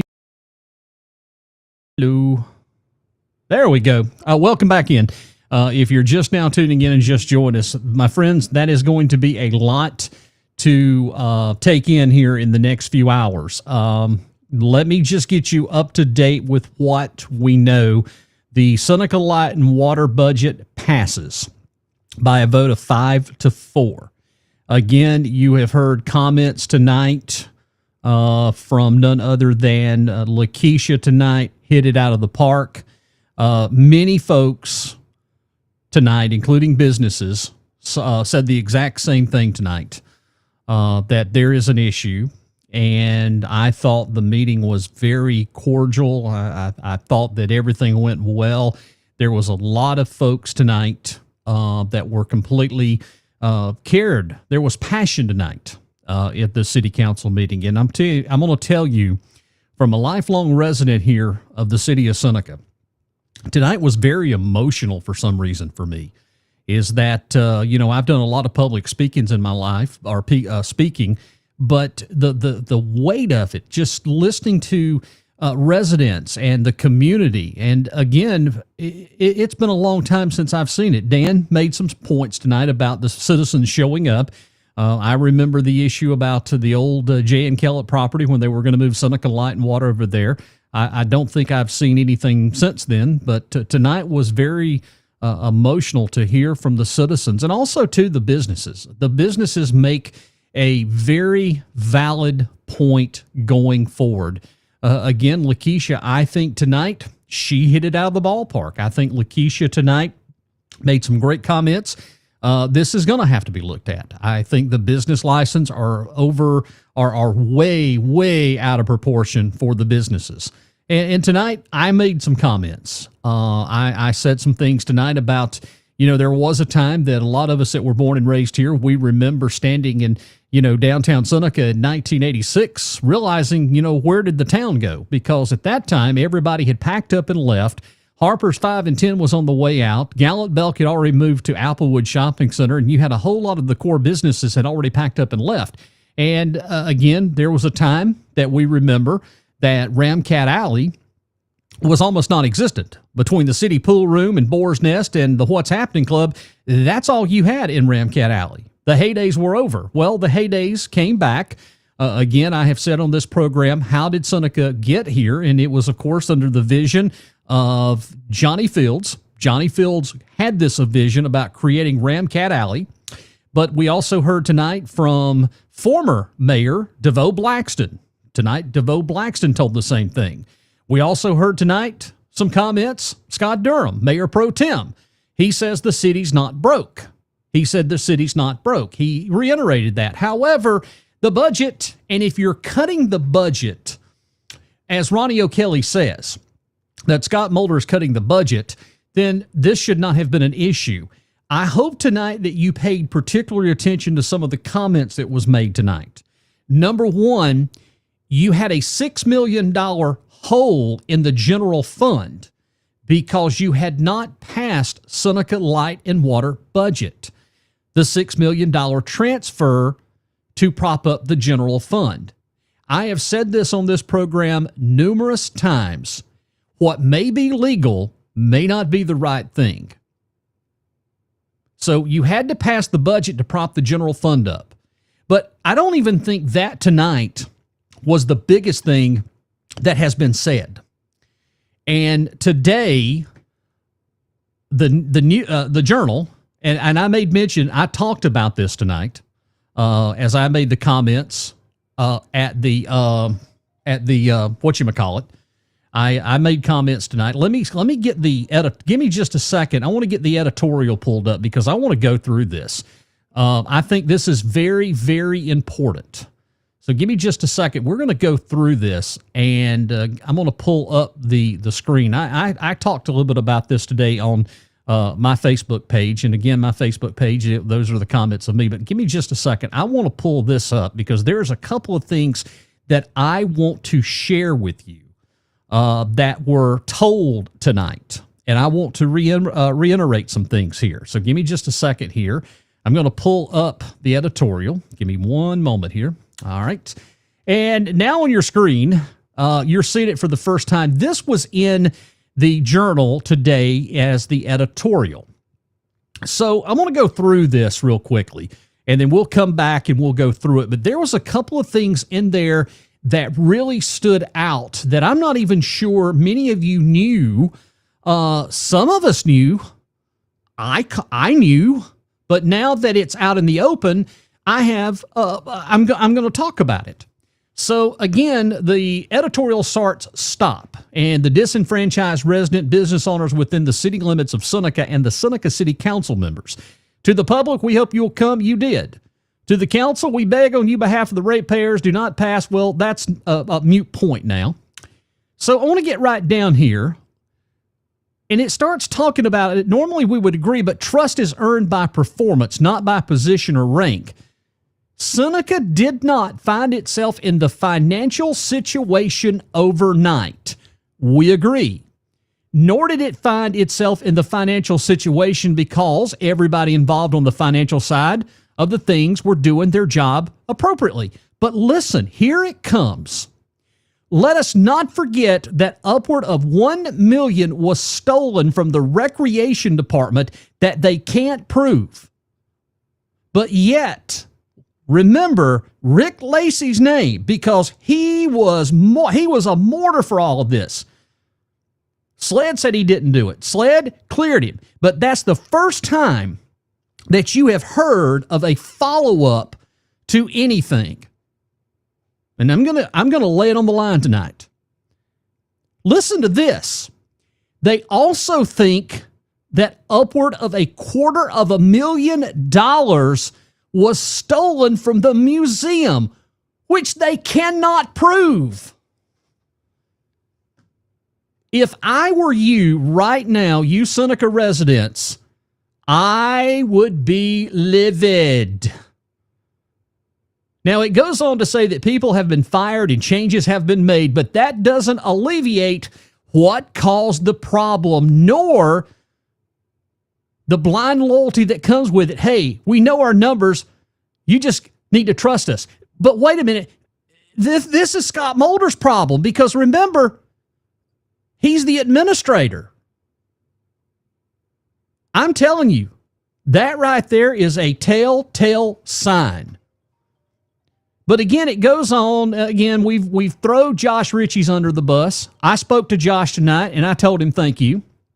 And as I said tonight, in this whole mess, it's you damned if you do and you damned if you don't. The residents are paying the price, but the Journal points it out right here, and they're saying financial situation overnight. Well, if you're in a financial situation, that's not good. And again, we heard tonight from Bob Ferris. We heard the utility. We heard from the experts. We heard from Josh. We heard from several other people tonight that have actually reached out. And you know what I heard tonight was I heard people doing the right thing. Thank you, 5 council members. Again, we must go back and readdress the general fund. We must go back and do a budget amendment. We got to cut it somewhere. We have an issue right now within the city that is brewing. You have a $22 million fine arts center that you have no line item. That's coming online. Listen, this mess is far from over. And it is my fear, and I don't know if it's necessarily a fear, and I'm being very casual, I'm being very cordial and telling you my thoughts and my feelings about this whole thing. I said tonight, who is responsible for all of this? Who? Well, I pointed to the mayor. The mayor tonight is the chief CEO of the city. But you have to understand, again, the mayor has only been in this position for 8 months. However, he was mayor pro tem for quite a few years. He's been on council 20-something plus years.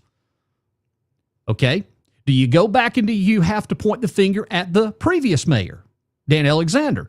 We didn't get in this mess overnight. But if you want honest answer of how we got in this position, I'm going to tell you. And I want you to listen when I tell you how we got in this position. We got in this position because of Scott Mulder. Scott is the ultimate person that got us in this mess. Because if you go back, and I've done my homework and I know exactly what I'm talking about. If you go back in 2018, prior to Scott Mulder coming onto as city administrator, Seneca was in great financial shape. We had no issues. The reserve fund was great. We were doing projects that were funded. We had money. Everybody was paying great. We had no issues. The morale was at an all-time high in the city. The employees were happy to go to work. And then it mysteriously started changing.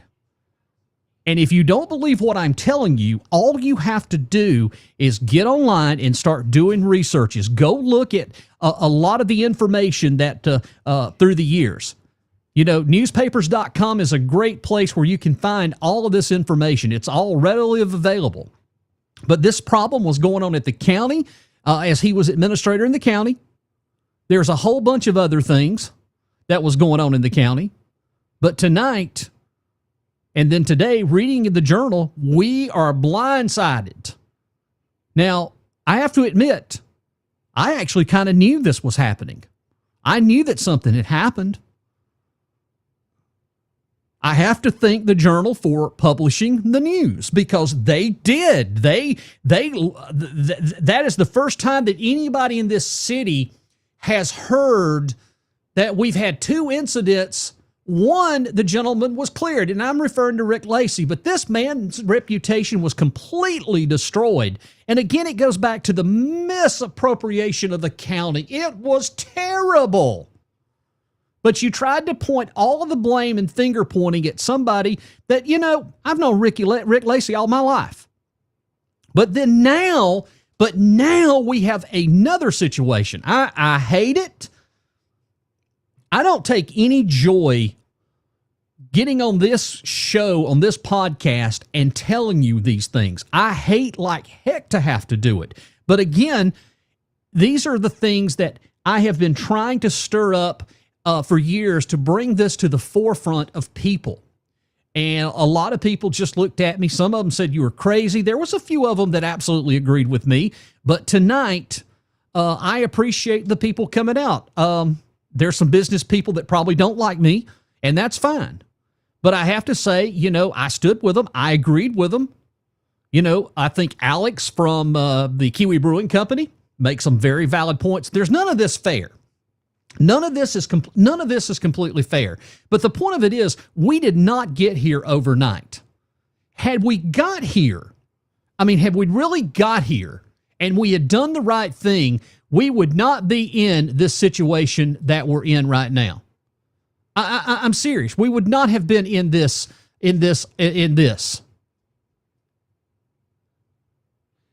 Judy, I want to let you know, yes, I did. I caught. I did. Again, if you're just tuning us in or just watching us, I did. Did you catch the need to vote because they need to make a transfer of $6 million? Absolutely, I caught that. Absolutely, I caught that.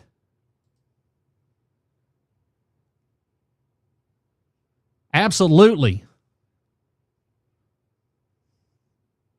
But again, this is a whole different issue.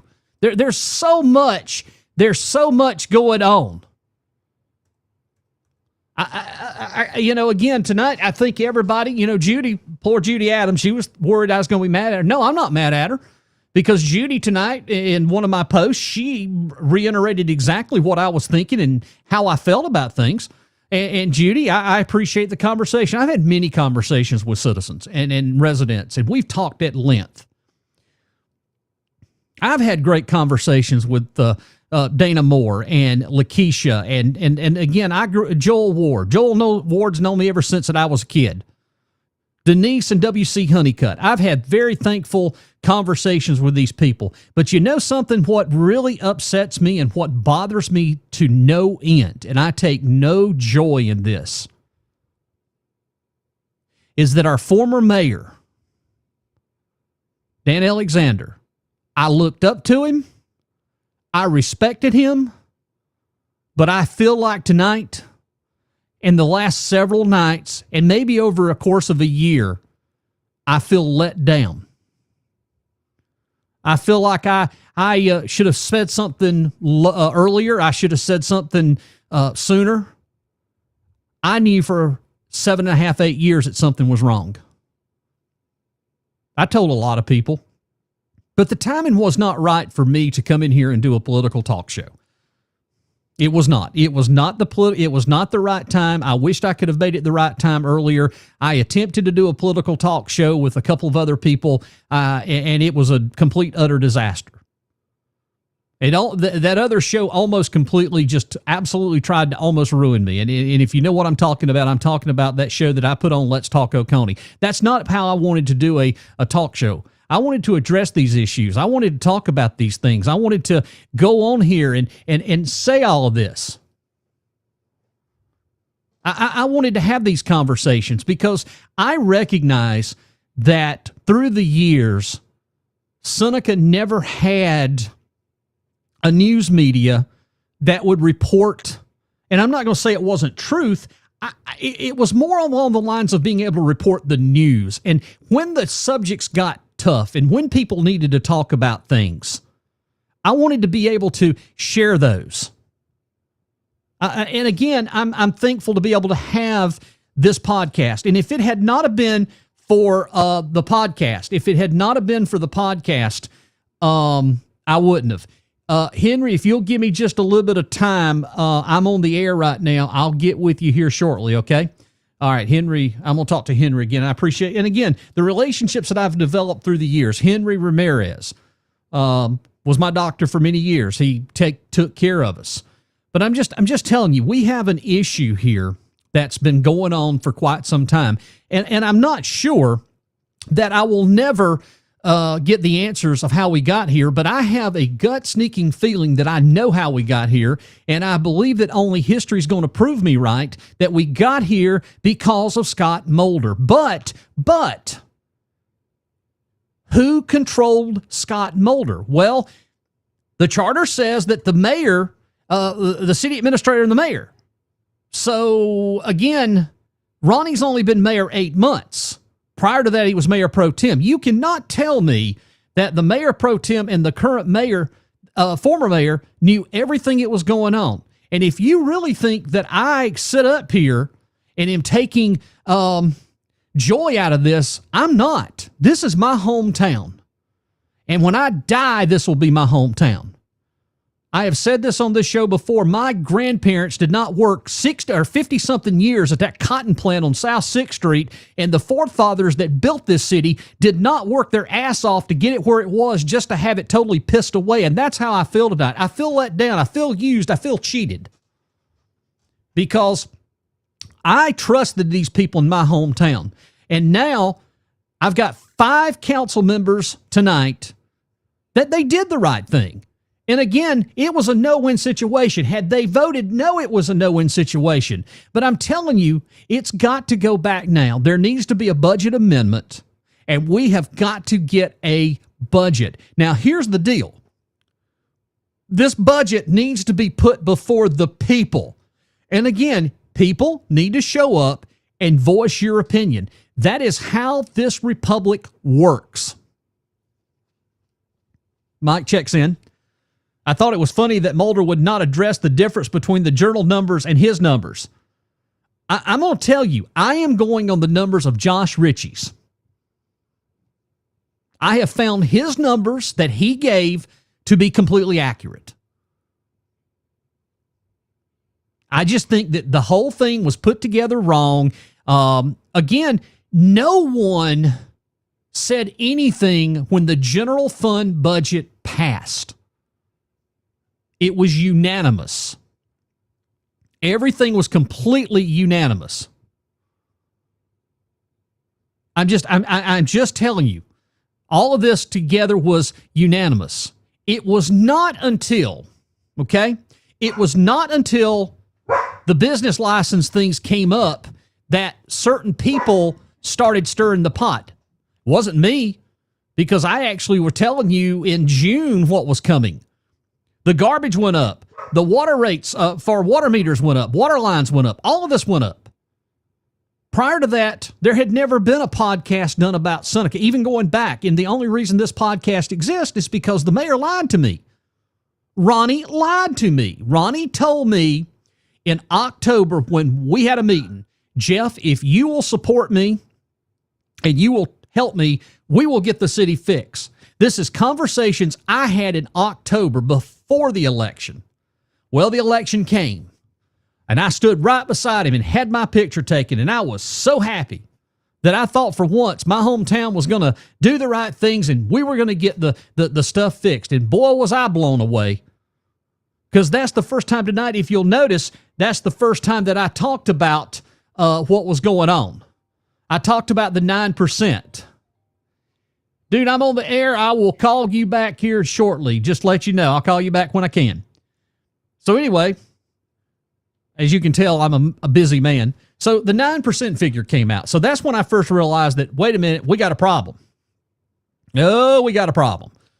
So no one knew anything about it, but Scott Mulder did tip us off, and then Josh Ritchie's really tipped us off. Josh Ritchie's point blank said that there was supposed to have been some budgeting of 2% increases for over 5 years, and we only had 2% increases. So why did we not catch up with the times? We're paying for some bad decisions.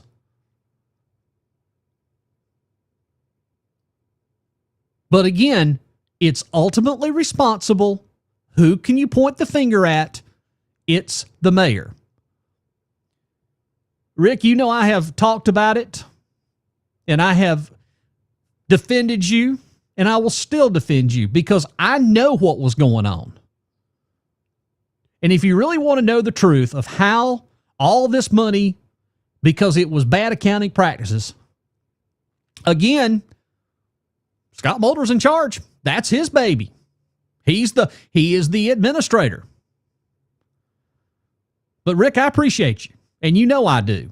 And now it seems like somebody else is about to be on the chopping block because, again, we have the paper posted an allegation of over $200-something thousand, $250,000, and no one even knew it. Well, certain people did. But again, I think there's more to that too. I wished I could tell you that I was making up everything that I'm telling you, but I'm not. I am not making up any of this. I have told you the truth. I have continued to tell you the truth. I am, we're going up to the top of the hour of 8 o'clock, and I had an intention to go into doing election results, but that's changed now because this is important. This is news. And I want you to hear it from me. I want you to share it to the top of your lungs. I want you to share it with all your friends. I'm not going anywhere. If we have to do this show 3 or 4 times a day, we're going to continue because the truth needs to be told, and we, the people, need to hold our elected representatives. We need to hold them accountable. And if we don't hold them accountable, it's our own damn fault. Next year, the city has an election. There's 4 council seats up for grabs next year. 4 of them. Then we heard the Sermon on the Mount tonight. But again, if you've got the Journal sitting here telling us that we're broke, I'm telling you we're broke, but you've got the Mayor Pro Tem, Seneca's not broke. Well, if Seneca's not broke, then why in the hell are we having to put $6 million in the general fund? Ding, ding, ding, ding, ding, ding, ding, ding, ding.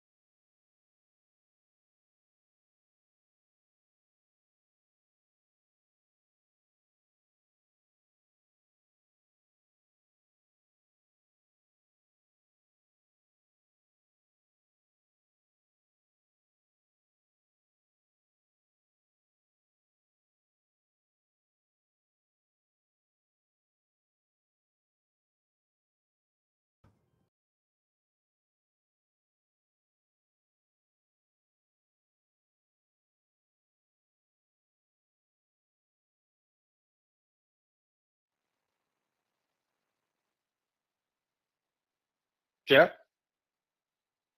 I can't hear you. Jeff. Can you hear me, Mr. Barry? Hello? Hello? Can you hear me? Hello? Nobody can hear me there for some reason. And I was just looking here. It looks like oh, okay, we're back. I'm trying to figure this thing out in real time, and it's not working too well. All right. Let's see here. 1, 2, 3. 1, 2, 3. Hello, hello, hello. Hello, hello, hello. All right. Audio 1, 2, 3. All right. 1, 2, and 1, 2. Okay. All right.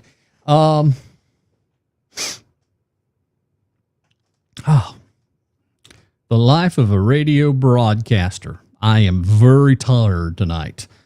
All right. Let's try this once again here and see if Mr. Barry can hear us. Brother Jeff. Can you hear me now? Yes. Oh, great. I can hear you. Can you hear me? I got you loud and clear. It has been a night of just some strange things that have gone on tonight. As I texted you earlier, the Seneca City Council meeting run a lot longer than I anticipated. There was, it was good tonight to see a very good, so many people from the community showed up tonight to voice their opinions. And I have to be honest, it blew me away at some of the things that was said tonight by some of my citizens and some of the fellow business people. But all in all, they did pass the budget and water budget tonight. It passed on a 5-4 vote. But there was a couple of things that came up tonight in this council meeting that I think a lot of people now are going, what in the world is going on? One of the things that came up is that there was a $6 million transfer that was waiting, that they had to transfer to the general fund from Seneca Light and Water, that they had to pass to balance the general fund. And I think a lot of people started scratching their heads tonight. But then we had the issue that came out, $250,000 has went missing in the city. I can't. No, that's called a payment to the county. That's a payment to the county for taking the 911 fund. No, well, it's a little bit beyond that, sir. I wished I could blame that on that, but I can't. But no, and I think a lot of us were blown away. Again, the Journal tipped us off today in their editorial.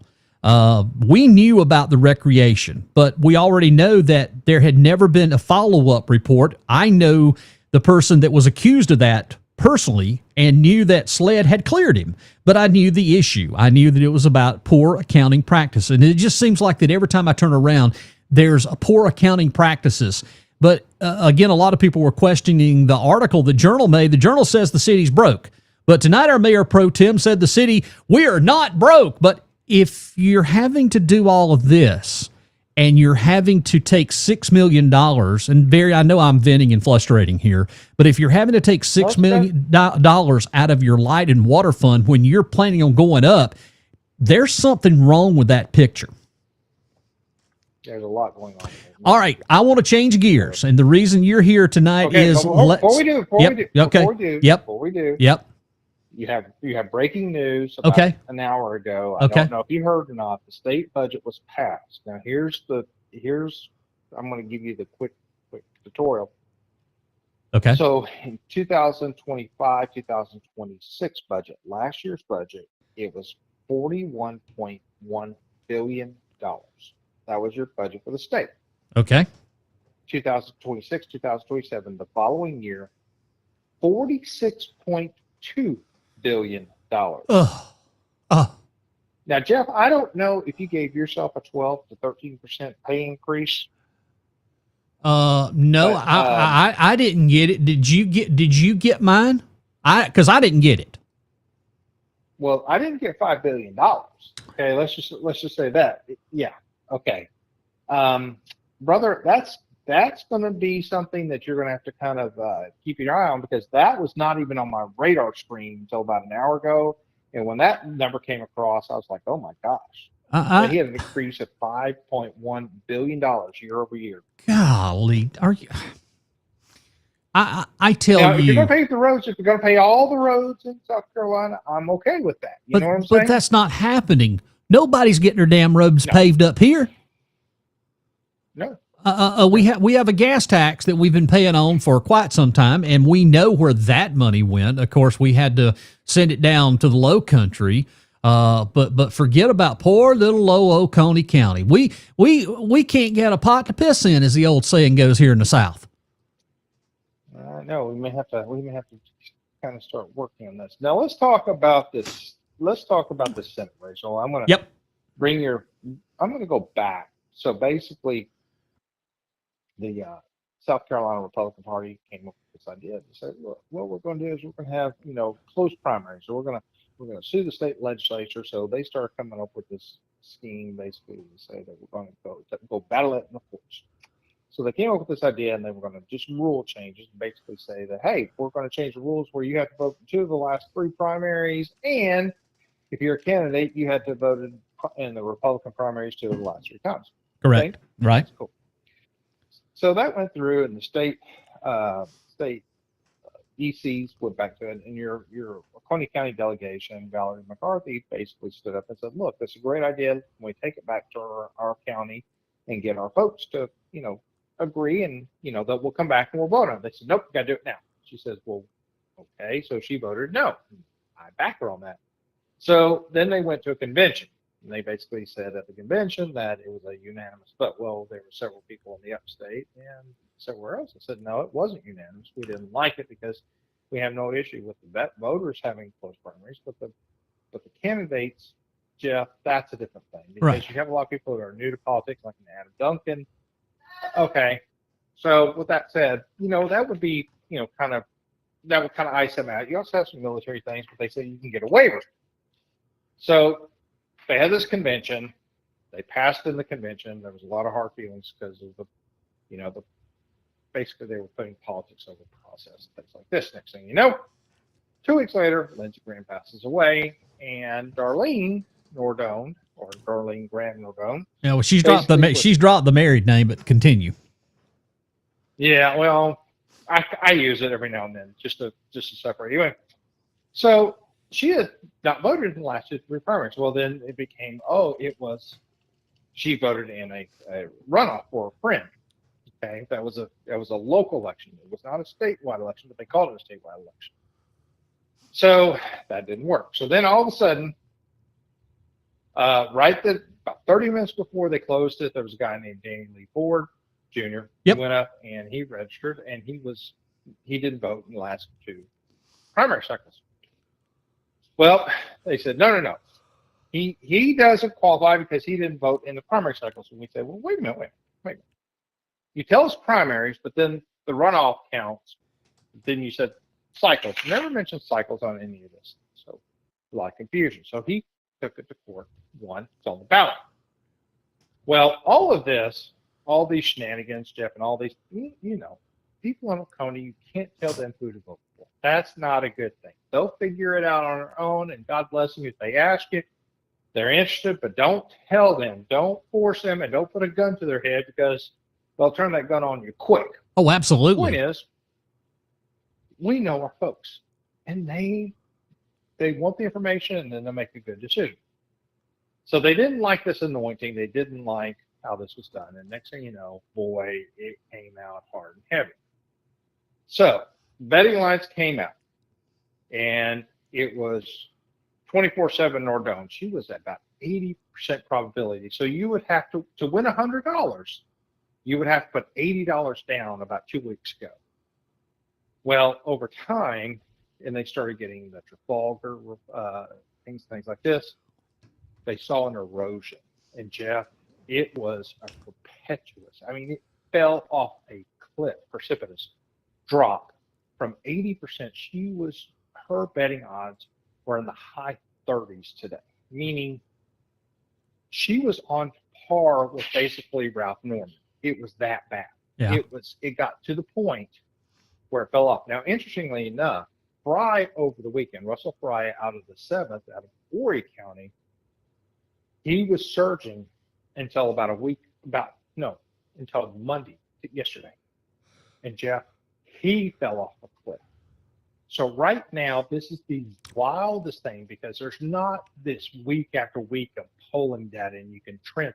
These things are moving on a dime. This is moving so quickly. So when the initial results have come out, it's basically 30% right now for Graham, 24% for Fry, 24% for Norman. Top two go on to the runoff in 2 weeks. But Jeff, here's the thing. This is what the underlying data from around the state is telling us. Number one, our friend Ralph Norman up here in the upstate is going to do far better. Problem is the votes, those basket of votes that we talk about, they have not been counted in like Greenville and Cherokee and Pickens and Oconee and places like that. But the precincts down in Horry County, which is Russell Fry's stronghold, Right. they've been counted and they've been closed out. Oh. About 25 to 30% of them. So basically what it says is over the next few minutes, things are going to start moving even faster. Now, you can have, and this is something I need to tell our listeners and our viewers, if you go back in time to June 9th, Pamela Evatt won easily the primary for the governor, right? Correct. She is not our governor-elect, is she? That's correct. So it doesn't matter if you're first or second. You just got to be in the first two positions. It doesn't matter. There's a lot of work to be done. Now, right now, I mean, it's basically 200 votes separate Ralph Norman and Russell Fry. But Russell Fry, if he loses, he's still going to be a congressperson. He's going to be in the House of Representatives out the 7th. He doesn't lose. He basically just shifts back. Well, let me give you an update. This is 16 of 31 precincts reporting in Oconee County, and this just updated with 1,930 votes at 34.21%. We've got Darlene Graham, of course, and of course second Ralph Norman right now at 1,544 in vote total, 27.37%, and your next closest is Russell Fry with 14.89% of the vote, 840 votes total. And the former governor, Mark Sanford, at 13.97% at 788 votes. And, of course, Mark Lynch, nowhere near the single digits. Mark Bride, nowhere near. Danny Ford pulls a 1% of the vote, and the rest of them are the dead last at the very bottom. And at 16 of 31, it's 16 of 31%. And I think you and I had a conversation. I really think that this is going to come down to Darlene and Ralph. I think it's going to go to a runoff. Mm-hmm. I concur with you 100%. I mean, if you just look at Oconee, I think it's going to be almost what comes in the upstate the same way. If we look right now, if we switch over to Greenville, give me a second. I'm going to go ahead and take it over to Greenville real quick. Okay, you go ahead there. All righty. We're going to pull up Greenville County real quickly here on the old reporting thing here. There's Greenville County here this evening. I love technology when technology works. Mm-hmm. I hate it when it doesn't work.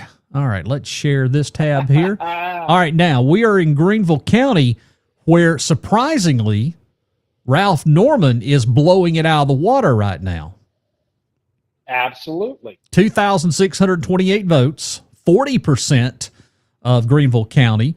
Darlene Graham right now, 1,453 votes with 22.34%. Russell Fry is, let me go ahead. Mark Sanford is in third right now with 14.59%, 949 votes. And Russell Fry is going to be the other leader at or other bottom feeder here at 827, 12.71%, and the rest of them are all even Mark Lynch. Now, the Greenville native, 554 votes, 8% of the vote. So I'm looking right now at our precincts reported in Oconee. I'm going to dial in on that for a second. If we were to look at Oconee right now, you have 3 precincts. You have South Union, Earls Grove and Takena Providence on the south side, and Shiloh and Ravenel have reported.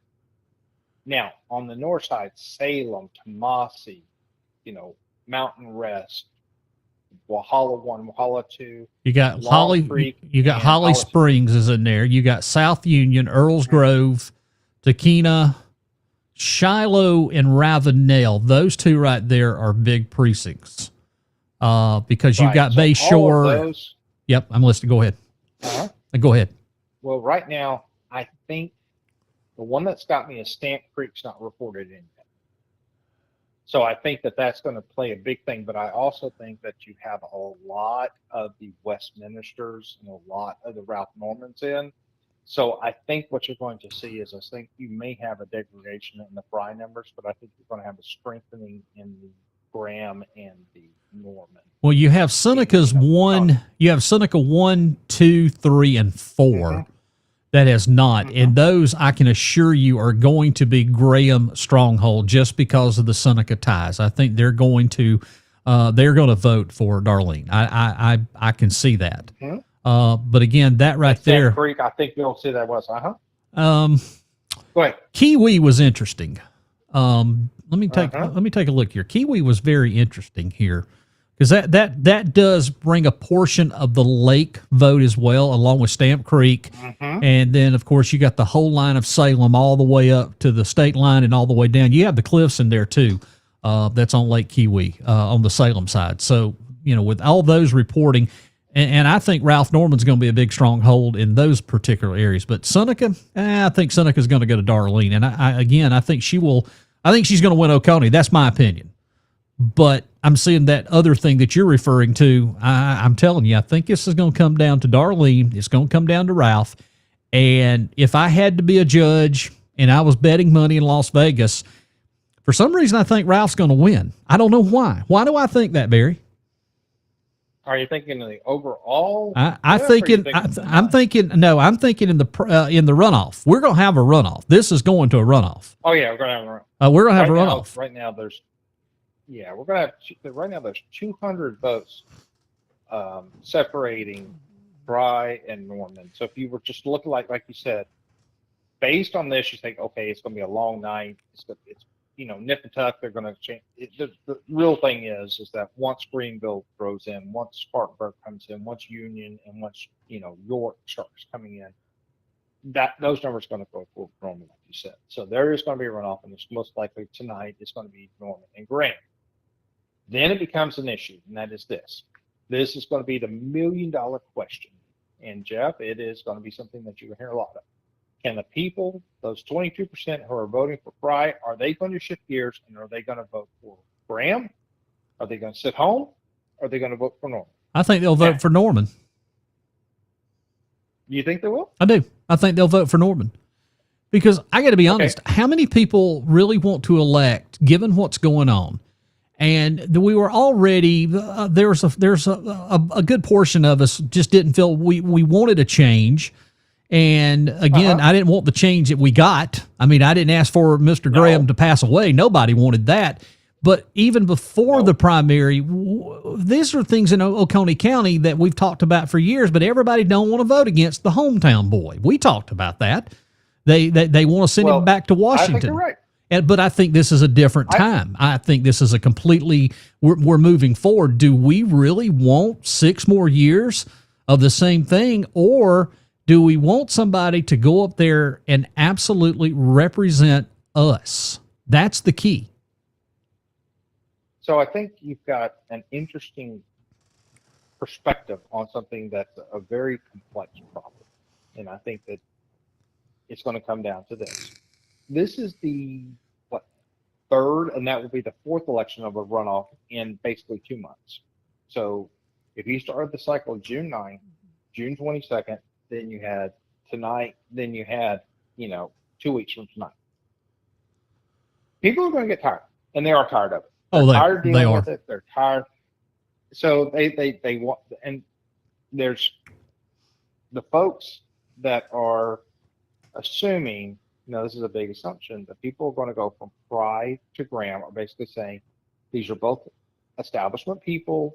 we're going to put the machine together, we're going to do it. I don't know how that's going to work because this is the fourth time you went to that well saying, hey, get out there to vote, get everybody jazzed up and do this. Now, to your point, anger is a great motivation or disenfranchisement, frustration, whatever term you want to use, and anti-Graham sentiment is still there. Yes. It went from Lindsay, and now Darlene is the proxy, and she is saying that she is getting this mantle of no more Grahams, no more anointing, but also this. There is a thought component that says, look, we are tired of being told, McMaster anointed her. She was not supposed to run. Everybody says, hey, it's a great placeholder. It's a widow's appointment. Fantastic. Next thing you know, she's running. Okay. They're tired of that. Then there's the Trump endorsement. Now, if you weren't, under a rock yesterday, you probably got a call from, somebody on Trump's team saying, hey, there's a town hall rally going to be held for Darlene, get out to vote. I don't know how that's going to play again, meaning, like we said before with Oconee County, you can't put a gun to a South Carolinian's head and say, vote this way. They're gonna shoot back at you. That's right. And I think, Jeff, mm-hmm. that there is a little bit of anti-Trump because if you remember, he endorsed Evitt and then he co-endorsed Wilson and Evitt, and that flip-flop. What's that? He tried to endorse both of them at one time. Yes. I mean, I'm like, okay. Let's see how this works out. Right. So that's where I'm saying, okay. With that said, this is going to be an interesting, like you said, it's going to be an interesting call for politics because I think there's an anti-Graham sentiment that is going to drive people to the polls to vote for Norman. Yep. Now, we have two counties that have finished. We've had McCormick and we've had Barnwell. I don't think those are going to help nor hurt any of the candidates. I don't think that those two are enough to give us any indication one way or another. McCormick does have one interesting thing, and I don't know if you're if we can draw a corollary, a conclusion here, but it was 41% for Graham, 18% for Fry, 18% for Norman, and 13% for Stafford. So, but there was only 1,200 votes in McCormick. So I don't think there's enough there to really get a firm grasp on how tonight's going to play out. Barnwell, 47%, 15 and 15. Once again, 900 votes. I think you had people that just didn't show up. If you want to know my truth on these two counties, I think they had such low.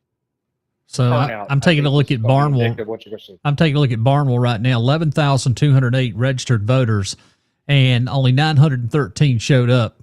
8.15% of the vote of the registered voters. Yep.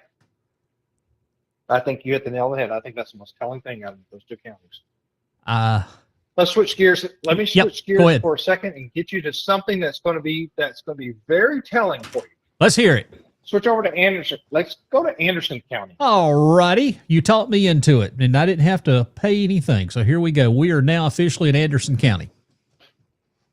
Okay. I think this is going to be something that you're going to put into your radar screen because about 75% of Anderson County has come in.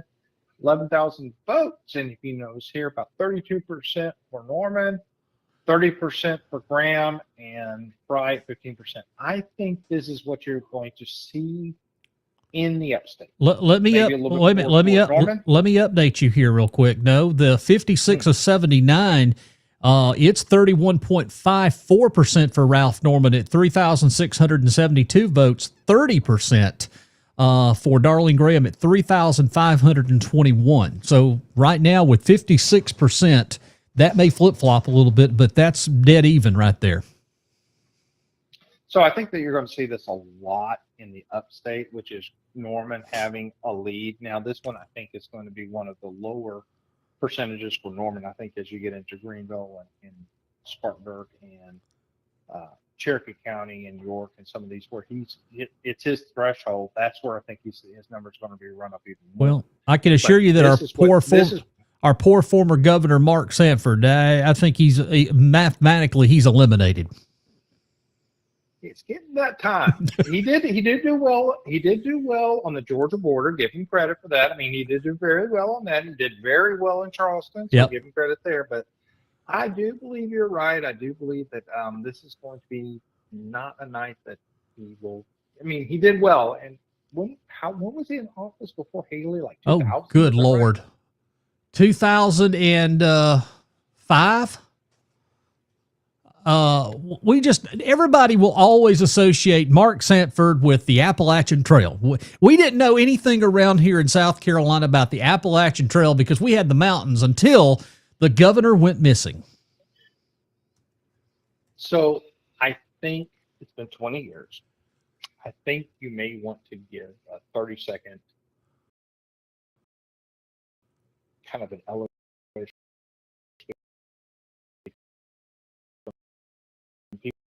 People that may have moved in from everywhere else to let them know. I can tell everybody tonight here on the Podstirrer podcast is the governor disappeared. Nobody could find him. And then all of a sudden, he found his soulmate on the Appalachian Trail from Argentina. And then he took an airplane ride, if I'm correct on this.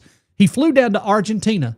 And the state of South Carolina was running on automatic pilot. Now, I think that's the story that we all know, correct? That is basically, he found his soulmate. Next thing you know, he's taken off to Argentina. Yep. 2013 to 2019, he was the 115th governor of South Carolina. There you go. Oh, no, I'm sorry. He was in the 1st Congressional District. From 2003 to 2011, he was the 115th governor. I looked at that number wrong. So, yeah, I said 2004 or 5. So, yeah, it was 2003 to 2011. Switch over to Greenville County. You tell me if you still have 6,500 votes coming out of Greenville County. All right, let's go back to Greenville County here this fine Tuesday evening. And by the way, it has been a disaster around for severe storms. There's power outages and damage all around Oconee. Greenville County is still holding with, these are early voting absentees, 151 of precincts reporting. We're still holding. Ralph Norman's leading at 40.40% with 2,628. I think that's going to be when Greenville County comes in. I think that's going to flip the numbers. If you switch to Horry County real quick and you see that you have most of your circle is green, or basically 55% of your circle is green right now, that is Russell Fly's stronghold. It did not perform at 43, basically 43% right now. The Strand has still got to come in. North Myrtle Beach itself have still got to come in, but Conway's come in, and I just don't think that Fry has run up the numbers in Horry to combat the bucket of conservative, deep red upstate votes you're going to get, Jeff. So they got 66 of 125 precinct reporting in Horry County. Right. And we're going to give Russell this. This isn't his own back door. I mean, I figured that he would poll hard in his own back door. And again, it's showing right here with 42% of the vote, 8,928. Again, Darlene Graham, I figured that as much. But again, our buddy Mark Lynch, mathematically, he's eliminated. I would say that would be a good one. I mean, I don't know if it was the anti-Lynch campaign in the primary that did it. I really do.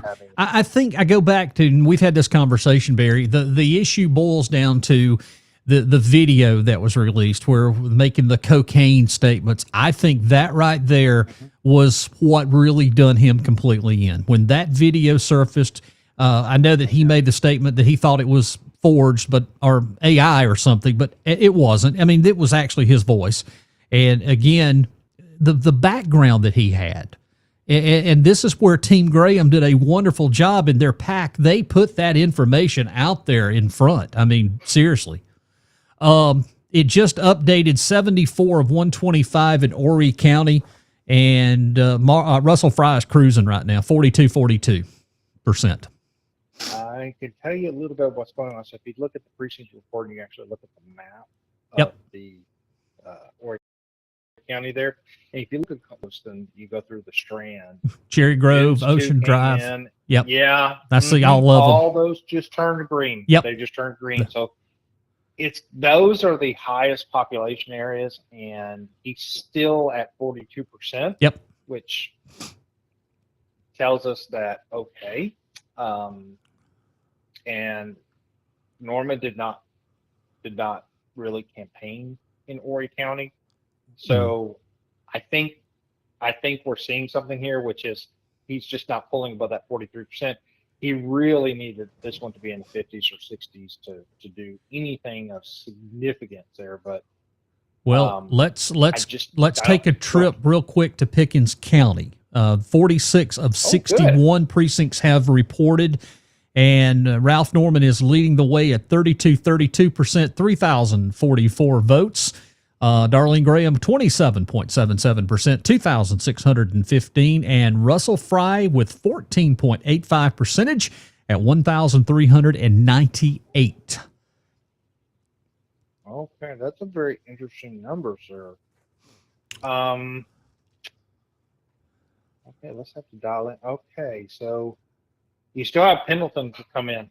That's well, Pendleton is in part. Well, Pendleton is in Anderson County. Well, they've got part of it. The Pendleton. Yeah, that's the Clemson. That's that Clemson tip that's in Pickens County. There's a tip of Pendleton that's in Pickens County. I gotta find that it. area still needs to come in. That 6 Mile area still needs to come in. We still have 6 Mile, and Clemson, the university hasn't come in. Old Stone Church is Old Stone Church is in, and that's huge. That's a big voting precinct. The Old Stone Church.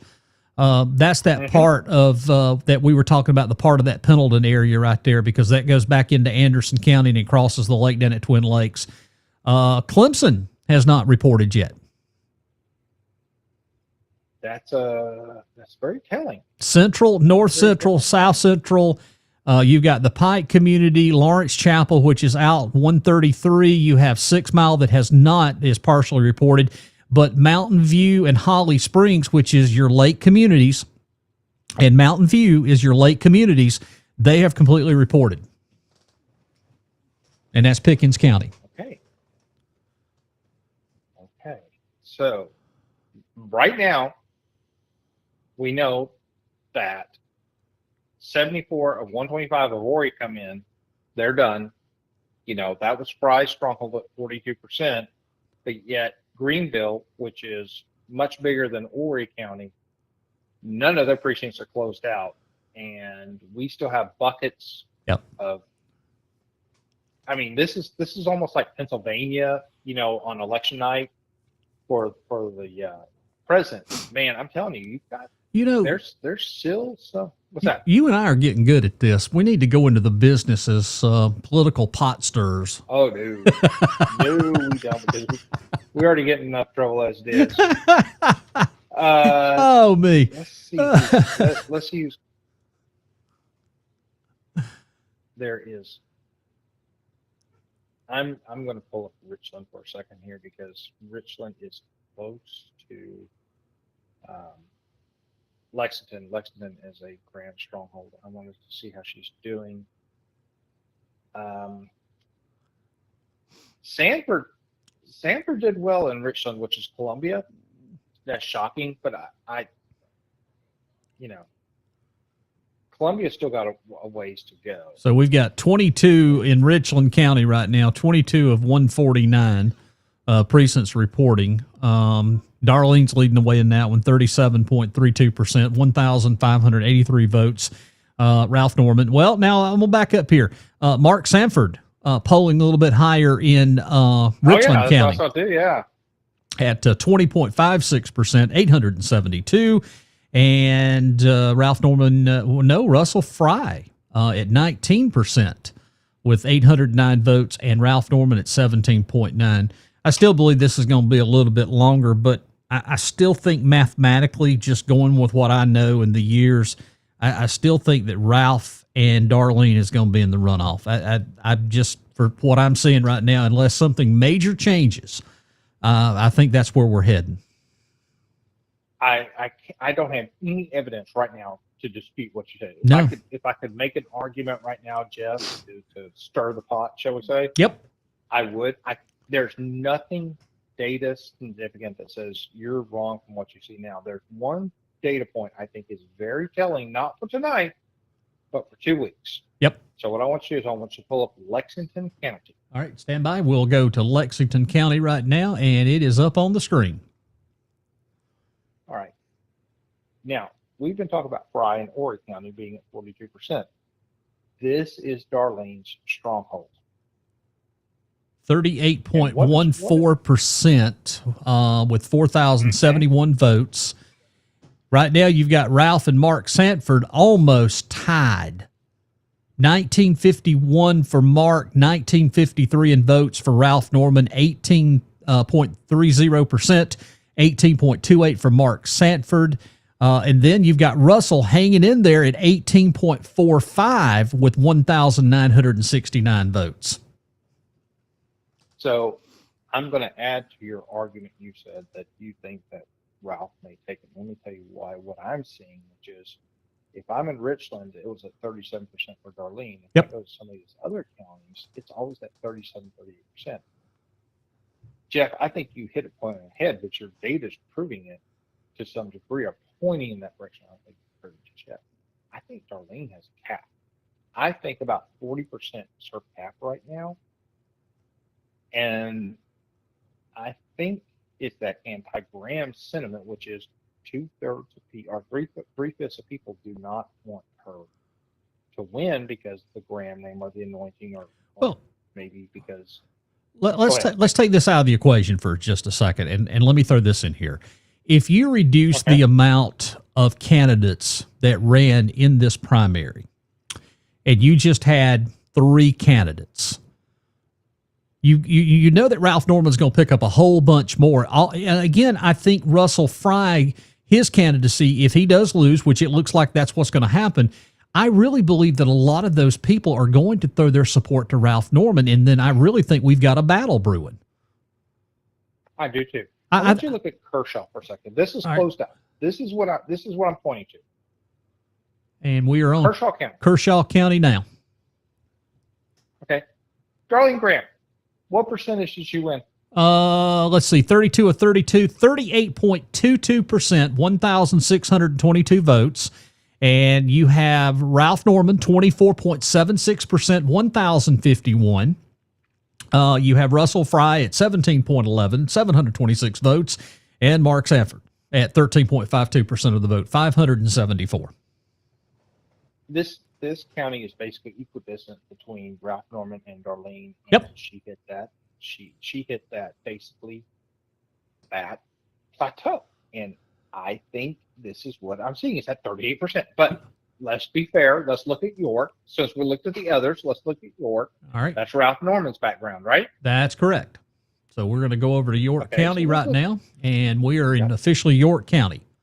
Okay. Yep, 51 Big difference here. Oh, yeah, huge. 51.4% of the vote at 5,115. Darlene Graham, 26.29, 2,616. And there's nobody else that came. Russell Fry had 8% of the vote. I mean, poor Mark only had 6 point something percent. Now that's 44 of 100 precincts reporting in York County. That's a runaway right there. I think you're going to be seeing a lot of this in the future, which is exactly what you're seeing here, which is, can Darlene get above the 38%? And I don't know. And I mean, Well, in York County, we still have precincts in Oconee that have not reported yet. I'm going through Oconee or from York County right now, and I'm very familiar. You have state line. You've got Fort Mill, which is a huge Fort Mill 1 and 2, 3 and 4. Mhm. That's a huge precinct there. Going on down, you've got Hopewell and Friendship and all those. Now, Catawba, lower part of York County, huge. Mount Holly, huge. You've got what I consider the Charlotte dwellers that live over across the state line, from Matthews and Indian Trail and Indian Land, all of those areas. You've got those in York County. So you've got a huge population just on that east side of York County. But again, all right, now, it doesn't change my mind. I still believe that Ralph Norman wins York County. Oh, he's gonna blow away. Let's look at Lancaster. Let's look at one right next to it. All right, we're going to Lancaster. That was home of a legendary AM radio station at one time, WAGL. Waggle. Okay. All right, it's up, and we've got Darlene, 37.13%, 2,595% of the vote, 33.2% for Ralph Norman, 2,370. And Russell Fry, 15% even with the percentage at 1,048. And that is 30 of 30. That is 30 of 31 precincts reporting. And you've got River Road, a very, very small precinct that has not reported. So if we use Lancaster, we say Darlene hit her cap at 38%. Ralph Norman pulled well at 33%. Russell Fry, and by the way, this is getting closer and closer to Ward County where he is known. So I think this county here is going to be indicative of tonight. Now, this doesn't mean this is going to be indicative of the results in 2 weeks. What I'm saying is, you look at the counties that Darlene win, and you're getting to that 37-38%. Tell me a county where she broke that barrier. You can't. You can't. It doesn't exist. So therefore, I think you're spot on to say something that says, look, the question is, can the Graham campaign in 2 weeks break through that 38%? I don't think they can. Well, not that I've seen any evidence so far telling me that they're going to break that 38%. They cannot break through 40. I am getting a report. Brother, I think you're spot on. Oh, I do. I'm getting a report that potentially some of the reason that we've not got some of the other votes in was due to the weather that has moved through earlier today. It was a mess. Because I've just looked over here at 846, and given what I know about Oconee elections, this is very unusual for Seneca's 1 through 4 not to have already been processed at the county. Normally, Seneca is already en route by 7:15, 7:30, time they get them to the county office up at Pine Street. Normally, we already are aware of Seneca, and I'm just kind of wondering, because in the areas that I'm seeing that there's partial reports was where we had some severe weather today. I know that South Cove County Park was closed this evening because they've got massive trees down everywhere, and it was a mess. I don't know about where you're at, Barry. I don't know how the weather was there, but we were in the middle of the city council meeting, and the bottom fell out. I mean, it was wind and rain and everything. We were on the way through Townville on the way back to Oconee, and there were massive trees starting to fall through, and these are not small trees. They were blocking 24 or something. So it was. Well, I tell you what we're going to do. We're inching towards the top of the hour of 9 o'clock here, and it's been a long day for me. I think we've got enough of information and past everything.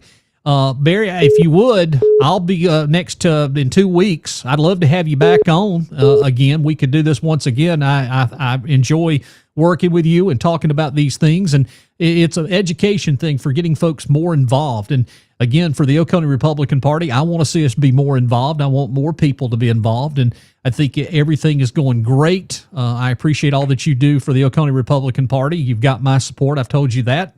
And again, October the 15th is a very big moment within the Oconee Republican Party and the county council. We're going to have a town hall meeting And there'll be more information about that that's going to be coming out here in the next a couple of weeks as we get into September and October.